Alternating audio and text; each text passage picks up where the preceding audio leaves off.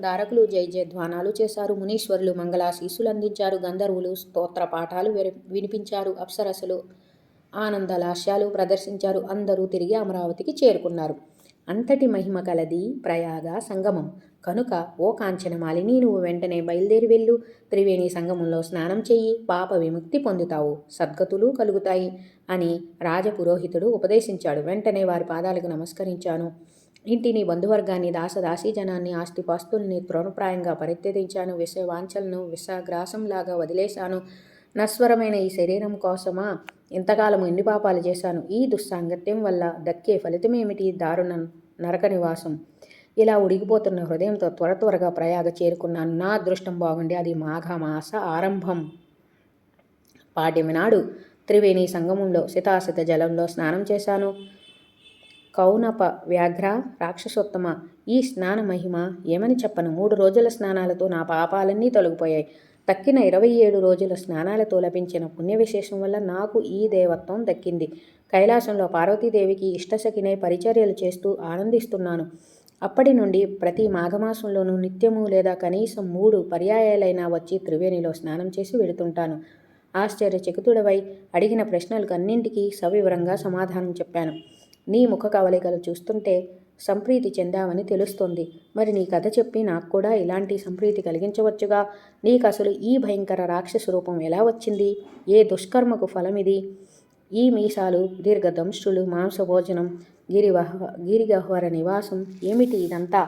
కళ్యాణి, కాంచనమాలిని, సజ్జనులకు కొన్ని లక్షణాలున్నాయి. ఇతరులకు ఇష్టమైన దాన్ని ఇస్తారు, తమకు ఇష్టమైన దాన్ని అడిగి తీసుకుంటారు. ఎంతటి రహస్యాలనైనా ప్రీతితో చెబుతారు, అలాగే అడిగి తెలుసుకుంటారు. ఈ లక్షణాలు నీలో ఉన్నాయి కనుక నువ్వు సజ్జన శ్రేణికి చెందుతావు. ఇంతకాలానికి నన్ను గౌరవించే ఒక ప్రాణివి దొరికావు. నేను అడిగానని నీ కథ అంతా చెప్పావు. నన్ను పట్టించుకుని నా దుర్గతికి కారణం అడిగావు, చెబుతాను. ఈ క్రూర జన్మకు కారణమైన నా దుష్కృత్యాలు, స్వయంకృతాలు అన్నీ చెబుతాను. దాపరికం లేకుండా చెబుతాను. నీలాంటి సజ్జనులకి వినిపిస్తే దుఃఖభారం తగ్గుతుంది, కాసింత హాయి దక్కింది. అదృష్టం బాగుంటే నిష్కృతి లభించవచ్చు. చెబుతున్నాను విను. రుద్రరాక్షసుడి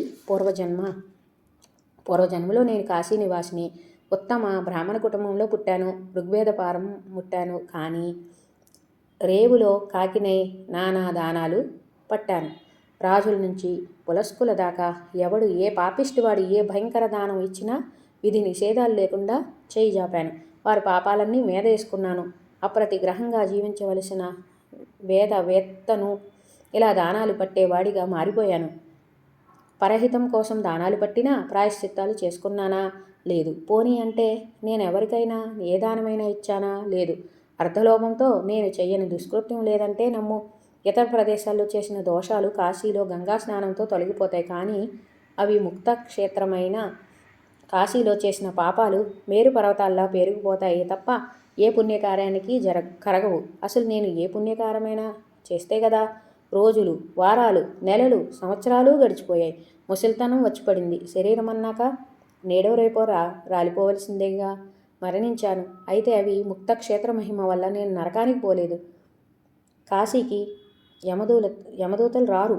ఎంతటి మహాఘోర పాపిష్టి అయినా కాశీలో మరణిస్తే నరకానికి పోడు. గర్భావాస క్లేశం లేని ముక్తిని పొందుతాడు. కానీ నేను చేసిన పాపాలన్నీ అవిముక్తంలోనే కనుక అవి నన్ను ముక్తిని పొందనివ్వలేదు. వజ్రాలే పాలై తగిలి నిలిచాయే తప్ప విడిచిపెట్టలేదు. ఆ కారణంగా నీచ జన్మలు ఎన్నో ఎత్తాను. అయితే కాశీక్షేత్ర మహిమ వల్ల గర్భావాస క్లేశం లేని అయోనిజ జన్మలే లభించాయి. ఇది కాశీలో మరణించిన నా వంటి పాపిష్టులకు శ్రీ భైరవానుజ్ఞ పదమంజరి వ్యాఖ్యానతో విశేష ప్రతివృత్తి.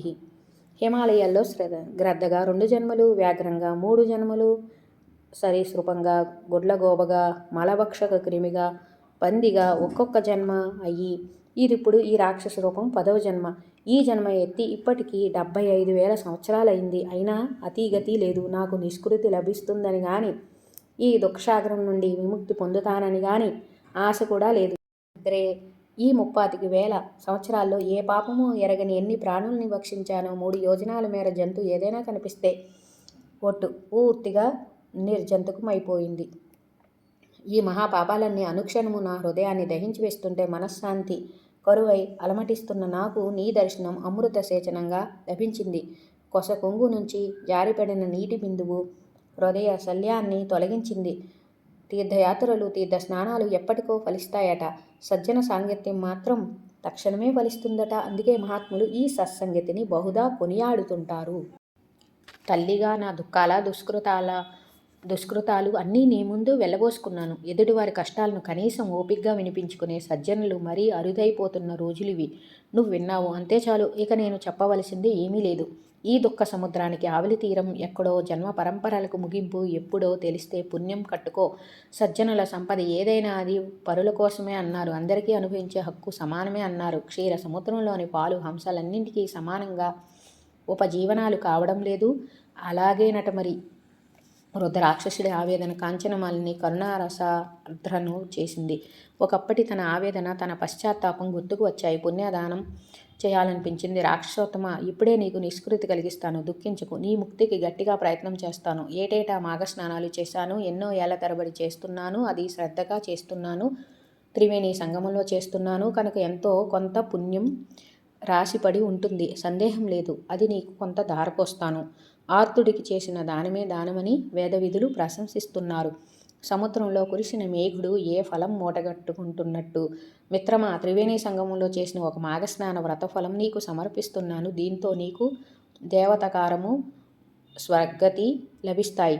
ఆ పుణ్యఫలం ఎంతటి మహిమాన్వితమో నేనింతకు ముందు అనుభవించాను కనుక సద్య సర్వపాప వినాశకంగా, అమరత్వ ప్రదాయకంగా దాన్ని నీకు దానం చేస్తున్నాను అని చెప్పి కాంచనమాలిని నీళ్లోడుతున్న తన చీర కొంగును చేతిలోకి పిండుకొని ఆ వృద్ధరాక్షసుడి దోసిట్లోకి ఇదమేకం మాఘజం పుణ్యం తుభ్యమహం సంప్రదదే నమమ అని ధారపోసింది. ఆ ధార దోసిట్లో పడటమేమిటి, రాక్షసుడు దేవతాకారం ధరించడమేమిటి ఒక్కసారిగా జరిగిపోయాయి. దివ్య తేజస్సు దశ దిశలను దగద్దగాయమానం చేస్తోంది. అంతలోకి దేవత విమానం వచ్చి అతడి చెంత నిలిచింది. హర్షోత్ఫుల్లలోచనుడై అధిరోహించాడు. కళ్యాణి, నిష్కృతియే లేదనుకున్న నాకు ఇంతటి మహోపకారం చేశావు.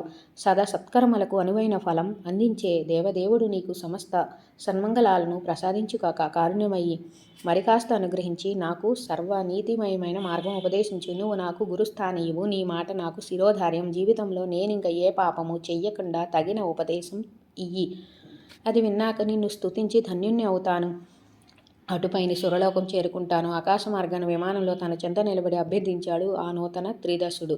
కాంచనమాలికి పట్టరానంద ఆనందం కలిగింది. తన ఉపకారం వల్ల ఒక రాక్షసుడు దేవతగా మారడమే కాక ఒక ఆనందమైతే, అలా మారినవాడు విమానం ఎక్కి తురుమనక తన ఉపదేశం అర్థించడం ఇంకా ఆనందాన్ని కలిగించింది. ప్రేమగా ధర్మోపదేశం చేసింది. మిత్రమా, ఏనాడు ధర్మం తప్పకు. ప్రాణిహింసకు పాల్పడకు. సాధు పురుషులను సేవించు. కామక్రోధాదుల్ని పరిత్యజించు. ఇతరుల దోషాలను గుణాలను కీర్తిస్తూ కాలయాపన చేయక నిత్యము సదాశివుణ్ణి ధ్యానించు. అంతర్బహింద్రియాలన్నింటినీ స్వర్ణభాన్ని జయించు. అస్థి మాంస రుధిరాలతోనూ మలమూత్రములతోనూ నిండిన ఈ శరీరం చివరికి క్రిమి కీటకాలకు ఆహారమవుతుంది, పురుగులు పడుతుంది.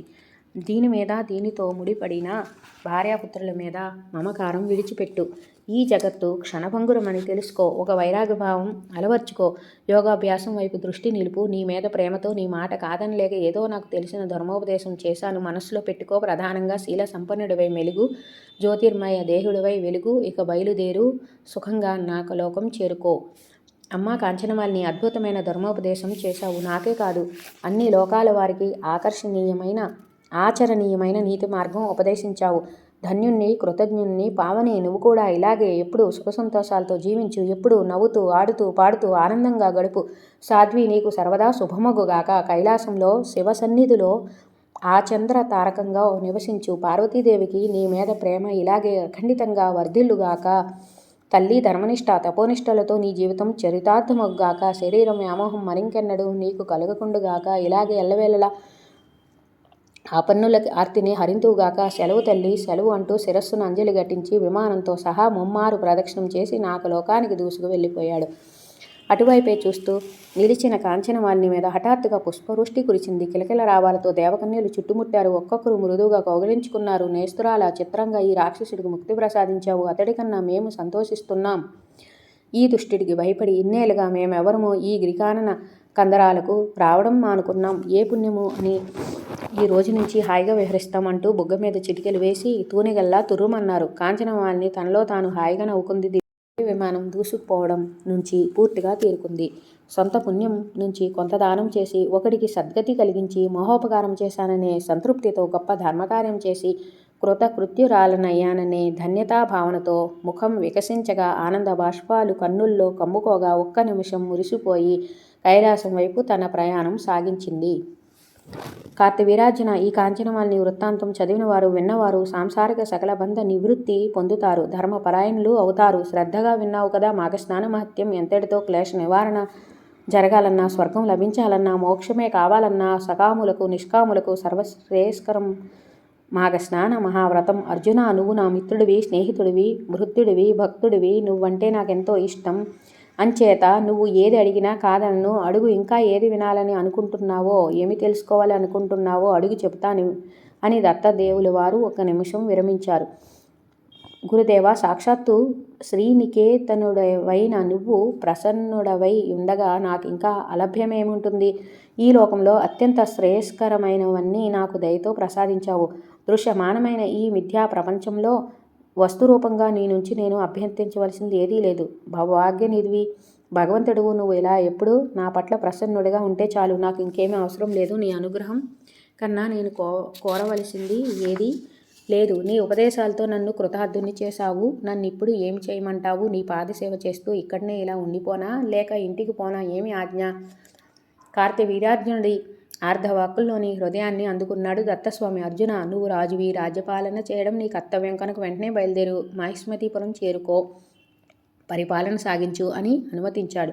కార్తవీర్యుడు స్వామికి సాష్టాంగ నమస్కారం చేసి ముని మండలికి అంజలి ఘటించి ఆశీస్సులు అందుకుని బయలుదేరాడు. దత్తనామస్మరణ చేస్తూ మహిష్మతీపురం చేరుకున్నాడు. నాయనా దీపక, కార్తవీర్యార్జునుడికి దత్తాత్రేయుల వారు చెప్పిన ధర్మోపదేశాలు, యోగసారము, మాఘ మహత్యము అన్నీ నీకు తెలియపరిచాను. ఒకప్పుడు ఇదే మాఘమహిమను వశిష్ఠుడు తన శిష్యుడైన దిలీపుడికి చెప్పాడు. ఇంకా నువ్వు ఏమి వినాలనుకుంటున్నావో అడుగు, చెప్తాను. నువ్వు నాకు సేవలు చేసి సంతృప్తి పరిచావు కనుక, మహారోగ నివారణకు తోడ్పడ్డావు కనుక ఆ ప్రేమను పురస్కరించుకుని మరొక రహస్యం నీకు చెబుతున్నాను విను. ఒకప్పుడు పార్వతీదేవికి ప్రేమగా శివుడు ఉపదేశించిన 14 దత్తనామాలు నీకు ఉపదేశిస్తాను. వీటిని జపిస్తే సహస్రనామ జప ఫలం దక్కుతుంది అని శివుని ఆజ్ఞ. పార్వతీదేవి వీటిని జపించి అంతటి పుణ్యఫలము పొందింది. వరద కార్తవీర్యాది రాజ రాజ్య ప్రదో అనగః విశ్వశ్లాఘ్యో అమితచారో దత్తాత్రేయో మునీశ్వరః పరాశక్తి పదాశ్లిష్టో యోగానంద సదోన్మదః సమస్త వైరి తేజో హృత్పరమామృత సాగరః అనసూయాగర్భరత్నం భోగమోక్ష సుఖప్రదః నామన్యేతాని దేవస్య చతుర్దశ జగద్గురో హరేర్దత్తాభిధానస్య జప్తవ్యాని దినే దినే సహస్రనామ జాప్యస్య యదిచ్ఛసి ఫలం శుభం. వరదుడు కార్తవీర్యాది రాజులకు రాజ్యప్రదుడు, అనఘుడు, విశ్వశ్లాఘ్యుడు, అమితాచారుడు, దత్తాత్రేయుడు, మునీశ్వరుడు, పరాశక్తి పదాశ్లిష్టుడు, యోగానందుడు, సదోన్మదుడు, సమస్త వైరి తేజోహరుడు, పరమామృత సాగరుడు, అనసూయ గర్భరత్నం, భోగమోక్ష సుఖప్రదుడు, జగద్గురువైన దత్తాత్రేయుడి 14 నామాలివి. సహస్రనామ జపఫలం కావాలనుకుంటే వీటిని రోజు జపించాలి. వస శుభప్రదాలైన ఈ చతుర్దశ నామాలను నువ్వు కూడా త్రిసంధ్యల్లోనూ జపించు. ఇంకేమి వినాలి అనుకుంటున్నావో సందేహించక అడుగు అని వేదధర్ముడు ఒక్క నిమిషం విశ్రాంతి తీసుకున్నాడు. బ్రహ్మదేవుడు కలిపురుషుడికి చెప్పిన ఈ వృత్తాంతాన్ని నేను మీకు చెబుతున్నాను, శ్రద్ధగా వింటున్నారు కదా అని సూతుడు శౌనకాది మహర్షులను హెచ్చరించాడు. శ్రీ దత్తపురాణము చతుర్థ భాగము. సూత మహర్షి, జగదీశుడైన దత్తాత్రేయుడు చరితం వినిపించి మమ్మల్ని కృతార్థుల్ని చేశావు.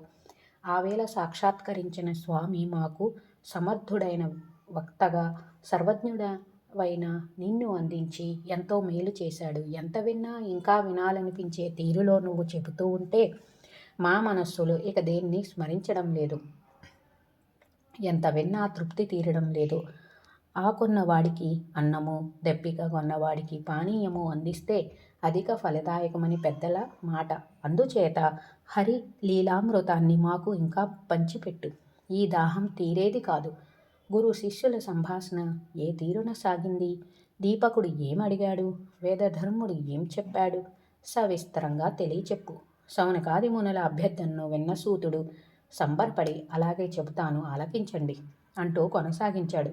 దత్తాత్రేయుల వారి వద్ద సెలవు తీసుకుని మాహిష్మతీపురం చేరుకున్న కార్త్య వీర్యార్జును వృషాకల్పితమని ఎరిగి రాజ్యాన్ని ఎంతకాలం పరిపాలించాడు, ఎలా పాలించాడు, యజ్ఞయాగాదులు చేశాడా, అసలు అతడి సామ్రాజ్య విస్తీర్ణం అప్పటి భూగోళంలో ఏపాటి జైత్రయాత్రలు ఏమైనా చేశాడా, ఎవరెవరితో తలపడ్డాడు, ఎవరెవరిని జయించాడు, చివరకు అతడి కథ ఎలా ముగిసింది, ఇవన్నీ సందేహాలే గురుదేవా, తమరే తీర్చాలి అని దీపకుడు వేదధర్ముణ్ణి పాదాభివందనం చేసి మరీ అభ్యర్థించాడు. దానికి ఆ మహర్షి సంతోషించి వెనుకటికి మైత్రేయుడు ఇలాగే అడిగితే పరాశర మహర్షి ఆ కథంతా వివరించాడు. అదే యథాతథంగా నీకిప్పుడు చెబుతాను, ఆలకించు అని వేదధర్ముడు అందుకున్నాడు. కార్త్యవీర్య అవతార సమాప్తి. హైహయాన్వయుడైన కార్త్యవీర్యార్జునుడు సకల ద్వీపాలతోనూ కూడిన యావత్ భూగోళాన్ని ఏకఛత్రాధిపత్యంగా పరిపాలించాడు. అమోఘంగా 10,000 యజ్ఞాలు భూరి దక్షిణలతో చేశాడు. కార్త్యవీర్యుడికి సాటి వచ్చే భూపతి భూతకాలంలో లేడు, భవిష్యత్ కాలంలోనూ ఉండడు అని ఇప్పటికీ అతడిని భూగోళమంతా కీర్తిస్తోంది. యజ్ఞాల్లో కానీ, దానాల్లో కానీ, తపస్సులో కానీ, వినయంలో కానీ, జ్ఞానంలో కానీ అతడికి అతడే సాటి అని ప్రజలంతా కీర్తించారు. అలా 85,000 సంవత్సరాల పాటు తిరిగిలేని బల పరాక్రమాలతో మాహిష్మతి రాజధానిగా మొత్తం భూగోళాన్ని పరిపాలించాడు. ఒకరోజు ఆనంద అతిశయంతో నర్మదా నదిలో జలక్రీడలు ఆడుతున్న వేళ ఈ హైహయుని చెంతకు దిగ్విజయకాంక్షతో దశకంఠుడు అనగా రావణాసురుడు వచ్చాడు. దేవదైత్య గంధర్వులను గడగడలాడించిన ఆ రాక్షసుడు రావణుడు ఒక బలి పశువుల ఆ రాక్షస రావణుణ్ణి ఒక బలిపశువులా బంధించి కారాగారంలో పడేశాడు కార్త్యవీర్యార్జునుడు. ఇంతటి కార్త్యవీర్యార్జునుడు 85,000 సంవత్సరాల తరువాత శ్రీమన్నారాయణాంశ సంభవుడైన పరశురాముని చేతిలో అవతార సమాప్తి పొందాడు. అదేమిటి గురుత్తమ, శ్రీమన్నారాయణుడు తన భక్తుల్ని తానే వధించుకున్నాడా? లీలావతారాలు చాలా ధరించాడు శ్రీహరి, కానీ ఏ అవతారంలోనూ భక్తద్రోహం చెయ్యలేదే. సర్వజ్ఞుడు, సర్వసాక్షి ఇలా ఎందుకు చేశాడు? తత్వజ్ఞాన సంపన్నుడైన కార్త్యవీర్యుడు అంతటి అపరాధం ఏం చేశాడు, ఎలా చేశాడు? దత్తదేవుని అనుగ్రహానికి పాత్రుడై ఉండి, స్వయంగా యోగి అయ్యుండి దేవదేవుణ్ణి గుర్తించలేకపోయి అపరాధం చేశాడా? రాజమాతృడుగా ఉన్నాడు కాబట్టి ఒకవేళ గుర్తించలేకపోయాడే అనుకుందాం. గుర్తించగలిగిన శ్రీమన్నారాయణుడు తనకు అత్యంత భక్తుడు, మహాయోగేశ్వరుడు అయిన పార్థివుణ్ణి ఎలా సంహరించగలిగాడు? ఎందుకు సంహరించాడు? దయచేసి ఈ సంశయాలు నీవు తీర్చకపోతే నా మనస్సు కుదుటపడదు. గురు సత్తమా, అనుగ్రహించు. నాయనా దీపక, ఆందోళన చెందకు. ఈ సృష్టిలో ప్రతి జీవికి జీవితంలో తప్పనిసరిగా జరగాల్సినవి కొన్ని ఉంటాయి. అవి జరిగే తీరతాయి. వాటిని ఆపడం, వాటికి ప్రతీకారం చెయ్యడం ఎవరితరమూ కాదు. అదే సాధ్యమైతే నల, రామ, యుధిష్ఠరులు అన్ని కష్టాలు పడేవారా? అంత దుఃఖం అనుభవించేవారా? అంతేకాదు, పురాణాల్లో ఋషులు ఏనాడో చెప్పారు, బ్రహ్మాదులు కూడా ఈ జరగవలసిన దానికి వశవర్తులే తప్ప స్వతంత్రులు కారు అని. దీన్నే విధివ్రాత అంటారు. అది అనుల్లంఘ్యం. వైకుంఠానికి ద్వారపాలకులై ఉండి జయ విజయులు సనక సనందనాదుల శాపాన్ని తప్పించుకోలేకపోయారు. తత్వజ్ఞులు, జ్ఞాననిధులు ఎవరైనా కానీ విధిని అతిక్రమించలేరు. ఇలా విధికి లోబడినంత మాత్రాన ఆయా మహానుభావుల తత్వ విజ్ఞానానికి వచ్చిన లోటు ఏమీ లేదు. దాని ఫలం ఇది ఇస్తుంది. కేవలం శరీరమే కర్మాచరణ చేసి కిల్బిసాలు పొందుతూ ఉంటుంది, ఫలం అనుభవిస్తూ ఉంటుంది. మరొక విషయం గమనించు, సకల సృష్టికి జనార్దనుడు కర్త, హర్త కూడాను. అంచేత దేహాది ఉపాధులను ఉపసంహరించడం అతడి అవశ్య కర్తవ్యం. పైగా పుట్టింది ఏదైనా గిట్టక తప్పదు. శరీరం నశించినంత మాత్రాన లోపల ఉన్న ఆత్మకు జరిగే నష్టం ఏమీ లేదు కదా. ఆ చిదాత్మ శాశ్వతమే. తత్వంతులైన పెద్దలు స్వీయ ప్రయత్నంతో వినాశం కొని తెచ్చుకోరు. అటువంటి పనులు కావాలని చెయ్యరు. కర్మ ప్రేరితులై చేస్తుంటారు. ఇది చాలా బలీయమైనది. పరమేశ్వరుడు సైతం స్వభావతః ఇచ్ఛానుసారం ఏ పని చేయడు. ఆయా జీవుల కర్మలను అనుసరించియే సృష్టి జరుపుతాడు.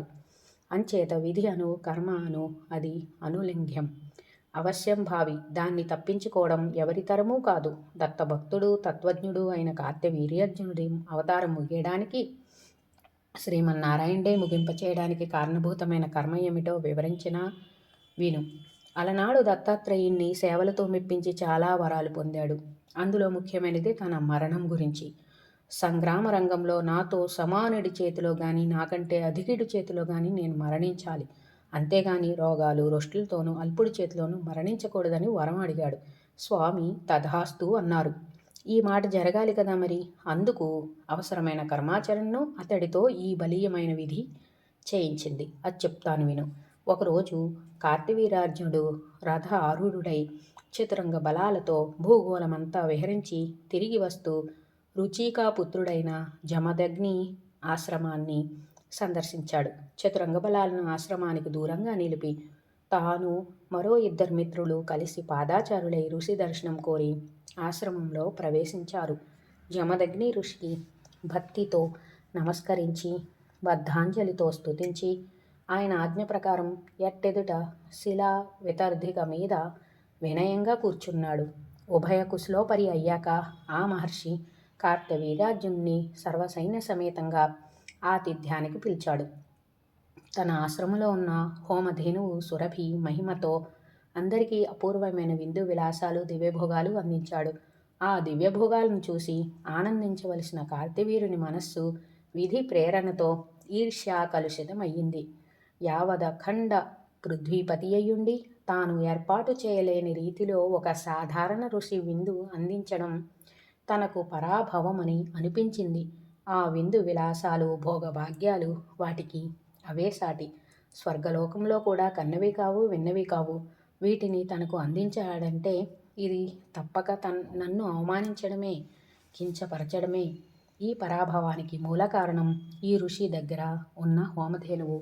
దీన్ని ఇప్పుడే యాచించి సొంతం చేసుకుంటాను. దానంగా ఇవ్వనంటే స్వాధీనం చేసుకుంటాను. దేనికి ఒప్పుకోపోతే ఉండనే ఉన్నది బలప్రయోగం. శాంతిపరాయణుడైన ఈ ఋషి నన్నేమీ ఎదిరించగలడు?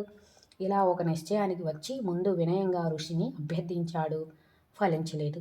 ధనం కోరినంత ఇస్తానన్నాడు. ఋషి అంగీకరించలేదు. అయితే బలాత్కారంగా తీసుకుపోతానన్నాడు.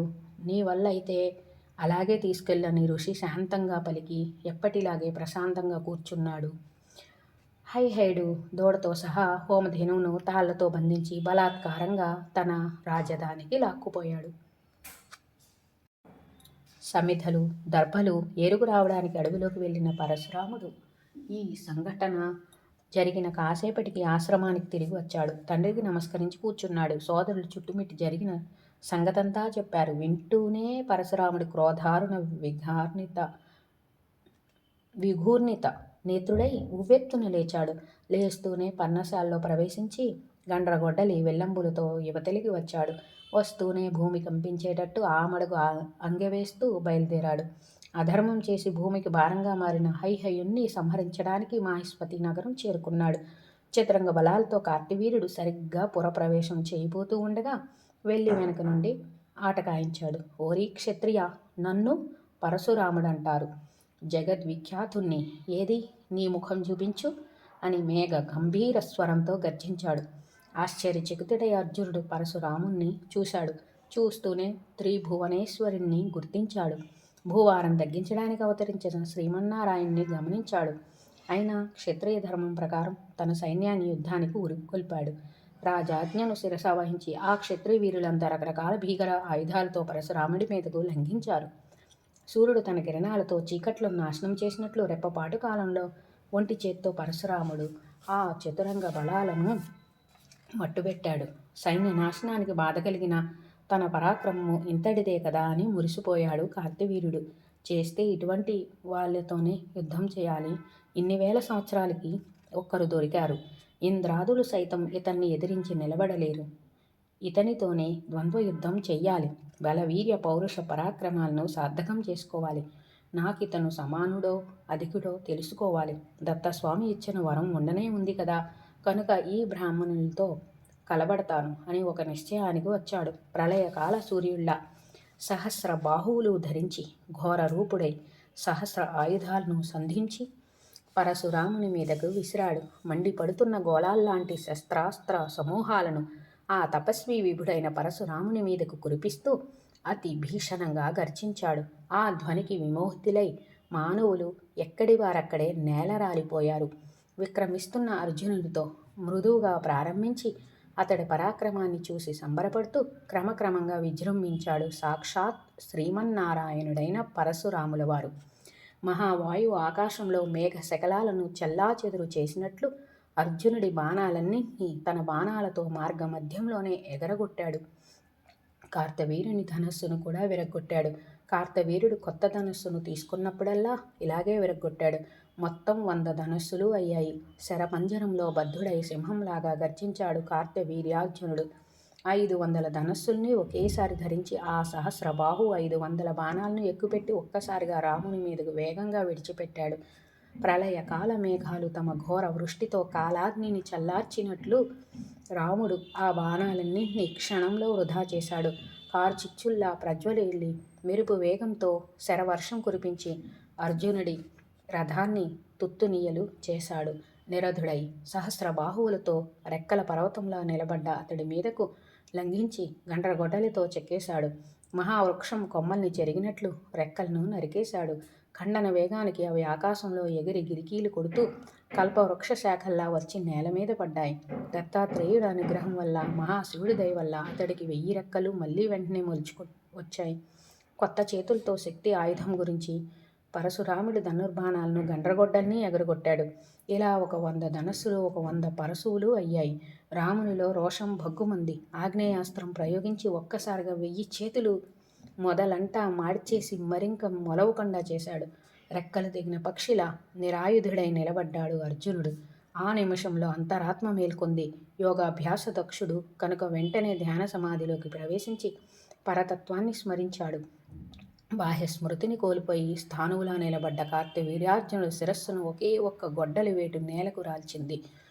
పండిన తాటిపండు తనంత తాను నేలకు రాలినట్లు అది అల్లంత దూరాన ఢబీమని పడింది. ఆ వెంటనే మొదలు నరికిన చెట్టులా కార్తవీర్యార్జునుడి కళేబరము నేలకు ఒరిగిపోయింది. దేవతలు పుష్పవృష్టి కురిపించారు. యోగ విద్యాపారంగతుడు కనుక ఇతడు ఇదివరకే జీవన్ముక్తుడు. ఇప్పుడు శరీరం రాలిపడిపోవడంతో విదేహముక్తుడయ్యాడు. కైవల్యం పొందాడు. శరీరంలోని పంచభూతాలు ప్రకృతి లేని పంచభూతాలలో కలిసిపోయాయి. పరశురాముని కోపం శాంతించింది. సంతోషంగా హోమధేనువును తోలుకుని ఆశ్రమానికి చేరుకున్నాడు. జరిగిందంతా తండ్రికి నివేదించి తపస్సుకు వెళ్ళిపోయాడు. దీపక అటుపైన కార్తవీర్యుడి పుత్ర సంతానం మరొక స్వయం కృతాపరాధం కారణంగా పరశురాముని చేతిలోనే హతులయ్యారు. హతశేషులు అతడి అనుగ్రహంతో రాజ్యపాలన చేశారు. పరశురాముడు ఈ భూగోళాన్ని క్షత్రియ శూన్యం చేస్తానని ప్రతిజ్ఞ చేసి అలా నెరవేర్చుకున్నాడు. గురుత్తమ కార్తవీర్యుని అవతార సమాప్తిని కళ్ళకు కట్టినట్లుగా వర్ణించి చెప్పారు. అతడి సంతానం కూడా పరశురాముని చేతిలో హతులయ్యారంటే మరి వాళ్ళు ఏ తప్పు చేయడం వల్ల అలా జరిగింది? క్షత్రియ సంహారానికి రాముడు ఎందుకు ప్రతిజ్ఞ చేశాడు? ఇది తెలుసుకోవాలని ఉంది. దయచేసి అనుగ్రహించండి అని దీపకుడు అడగడం ఏమిటి? వేదధర్ముడు కథాకథనం ఇలా ఆరంభించాడు. పరశురాముల వారి ప్రతిజ్ఞ. కృతవీర్యుడి కుమారుడు కదా ఈ కార్తవీర్యుడు. ఇతడు లొట్ట చేతులతో పుట్టి తల్లిదండ్రులకి తీవ్ర మనస్తాపం కలిగించాడు. ఆ పైన దత్తస్వామిని అర్చించి ఆరాధించి సంప్రీతుల్ని చేసి 1000 బాహులతో పాటు అనేక అమోఘ వరాలు పొందాడు. తనకు సమానుడో తనకన్నా అధికుడో అయిన ద్విజుడి చేతిలో మరణం ఆ వరాల్లో ఒకటి అందుకని పరశురాముని చేతిలో అలా నిహతుడయ్యాడు. దానికి హోమధేను హరణమనే మిష ఒకటి స్వయం కృతాపరాధమై సహకరించింది. విధి బలీయమని ఏ అవతారమైనా ఉపసంహరింపబడవలసిందేనని చెప్పుకున్నాం కదా. అయితే కార్తవీర్యార్జునుని కుమారులు పరశురాముని మీద కక్ష కట్టి అనువైన సమయం కోసం ఎదురు చూస్తూ వేచి ఉన్నారు. ఎదిరించే ధైర్యం లేక, శక్తి లేక దొంగచాటుగా ప్రతీకారం తీర్చుకోవడానికి పొంచి ఉన్నారు. తమ తండ్రిని సంహరించాడు కనుక అతడి తండ్రిని చంపాలని వారి కసి. కొంతకాలానికి అనువైన సమయం దొరికింది. పరశురాములు వారు అడవికి వెళ్ళారు. అతడి సోదరులు ఆటపాటల్లో తేలుతూ అల్లంత దూరాన్ని ఎక్కడో ఉన్నారు. జమదగ్ని పర్ణశాలలో తపస్సు చేసుకుంటున్నారు. ఋషిపత్ని రేణుకామాత ఇంటి పనుల్లో మునిగి ఉంది. ఎంతకన్నా మంచి సమయం దొరకదని రాకుమారులు సాయుధులై జమదగ్ని పర్ణశాలలో ప్రవేశించి జమదగ్ని శిరస్సు ఖండించారు. వద్దు వద్దంటూ రేణుకాదేవి అడ్డుపడినా, విలపించినా, ప్రాధేయపడినా వాళ్ళు వినిపించుకోలేదు. రాక్షసంగా, అతి క్రూరంగా శిరస్సు ఖండించి మెరుపు వేగంతో వెళ్ళిపోయారు. అడవిలో కందమూలాలు సేకరిస్తున్న పరశురాముల వారికి అపశకునాలు కనిపించాయి. మనస్సు ఏదో కీడును శంకించింది. త్వరగా పర్ణశాలకు వచ్చాడు. జరిగిన ఘోరం కల్లారా చూశాడు. తండ్రిని తలుచుకుని దుఃఖపడ్డాడు. ఇటువంటి మరణం సంక్రమించినందుకు బాధపడ్డాడు. కన్న తల్లిని చూస్తే కడుపు తరుక్కుపోయింది. చిట్టి పొట్టి తమ్ముళ్ళు భయభ్రాంతులై వణికిపోతూ బిక్కుబిక్కుమని తన వైపే చూస్తున్నారు. అందరినీ ఒక్కసారిగా పట్టుకుని బావురమన్నాడు పరశురాముడు. అమ్మా, నా కారణంగానే ఈ దారుణం జరిగింది. నేనే బాధ్యుణ్ణి అనుకుంటూ తల బాదుకుంటూ తల్లి పాదాల మీద పడ్డాడు. కుమిలిపోతున్న తల్లితో సమానంగా రోధించాడు. 2 క్షణాల్లో తెప్పరిల్లాడు. చివాలున లేచి నిలబడ్డాడు. ఎర్రబారిన కళ్ళల్లో నీళ్లు నిండుకొని విప్పారి ఒక్క క్షణంలో ప్రళయ కాలరుద్రుడిగా మారిపోయాడు. అశక్తుడిలా నేను విలపించడం ఏమిటి, కర్తవ్యాన్ని విస్మరించడం ఏమిటి అని తనకు తాను ప్రబోధించుకున్నాడు. ధనుర్బాణాలు, గండ్రగొడ్డలి ధరించాడు. సోదరులు, ఆశ్రమవాసులు వారిస్తున్నా లెక్క చేయలేదు. ఎవరి మాట వినిపించుకోలేదు. రాజధాని వైపు సుడిగాల్లా దూసుకు వెళ్ళాడు. కార్తవీరాజ్యాన్ని కొడుకులందరినీ ఓచకోత కోసేశాడు. అంతే వేగంగా ఆశ్రమానికి తిరిగి వచ్చాడు. వస్తూనే ఆశ్రమవాసులందరూ వినేటట్లుగా జలద భీషణంగా భీకర ప్రతిజ్ఞ చేశాడు. ఈ భూమిని క్షత్రియ శూన్యం చేస్తాను. ఒక్కసారి కాదు, 21 మార్లు చేస్తాను. ఇందులో అసత్యం కానీ అధర్మం కానీ లేదు అని ఒక్క పెట్టున దిక్కులు పిక్కెటిల్లేలాగా భూగోళంలోని క్షత్రియులందరికీ టముకు వేసినట్లుగా ధనుష్టంకారం చేశాడు.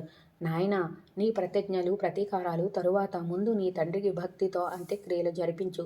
మాకు జరగవలసిన సంస్కారాల సంగతి చూడు. నన్నొక వైపు, మీ తండ్రి శరీరం మరొక వైపు కావిడికి ఎత్తుకుని బయలుదేరు. ఆగు ఆగు అనే మాట వినిపించిన చోట దింపు. సర్వశాస్త్ర విశారదుడైన ఆచార్యుడు చెప్పినట్లు మాకిద్దరకు ఉచిత సంస్కారాలు జరిపించు. రేణుకాదేవి ఆజ్ఞతో ఆ వీరావేశం నుంచి స్పృహలోకి వచ్చాడు పరశురాముడు. తల్లి చెప్పినట్లే ఇద్దరిని కావిడికి ఎత్తుకుని తాను తమ కాన్య కుబ్జాశ్రమం నుంచి బయలుదేరాడు. అతడితో పాటు ఆశ్రమవాసులైన మహర్షులు బయలుదేరారు. వడివడిగా నడుచుకుంటూ తీర్థాలు, తాపసాశ్రమాలు, వనాలు, అరణ్యాలు, పర్వతాలు, నదులు అన్నీ దాటుకుంటూ ప్రయాణం సాగిస్తున్నారు. సహ్యపర్వతం చేరుకున్నారు. ఆమలకి తరుమండితమై దత్తాత్రేయుల వారి ఆశ్రమం కనిపించింది. అదే సమయానికి అశరీరవని వినిపించింది. ఓయి పరశురామ, దత్తాత్రేయునితో కలిసి మంత్రపూర్వకంగా విధి విధానంగా మీ తండ్రికి అంతిమ సంస్కారాలు శ్రద్ధగా నిర్వహించు. ఇది వినడంతోనే పరశురాముడు 4 వైపులకు తేరిపారా చూశాడు. కందమూల ఫల సమృద్ధితో పచ్చగా ప్రశాంతంగా ఉన్న ఆశ్రమంలో తామున్నట్టు గుర్తించాడు. కావిడి దింపుకున్నాడు. దృష్టి ముందుకు సారించాడు. గుబురుగా ఉన్న చెట్ల మాటున ఎవరో ఉన్నట్లు అనిపించి అటు 4 అడుగులు వేశాడు. ఒక దిగంబర మహర్షి పానపాత్రను చేతబట్టి కనిపించాడు.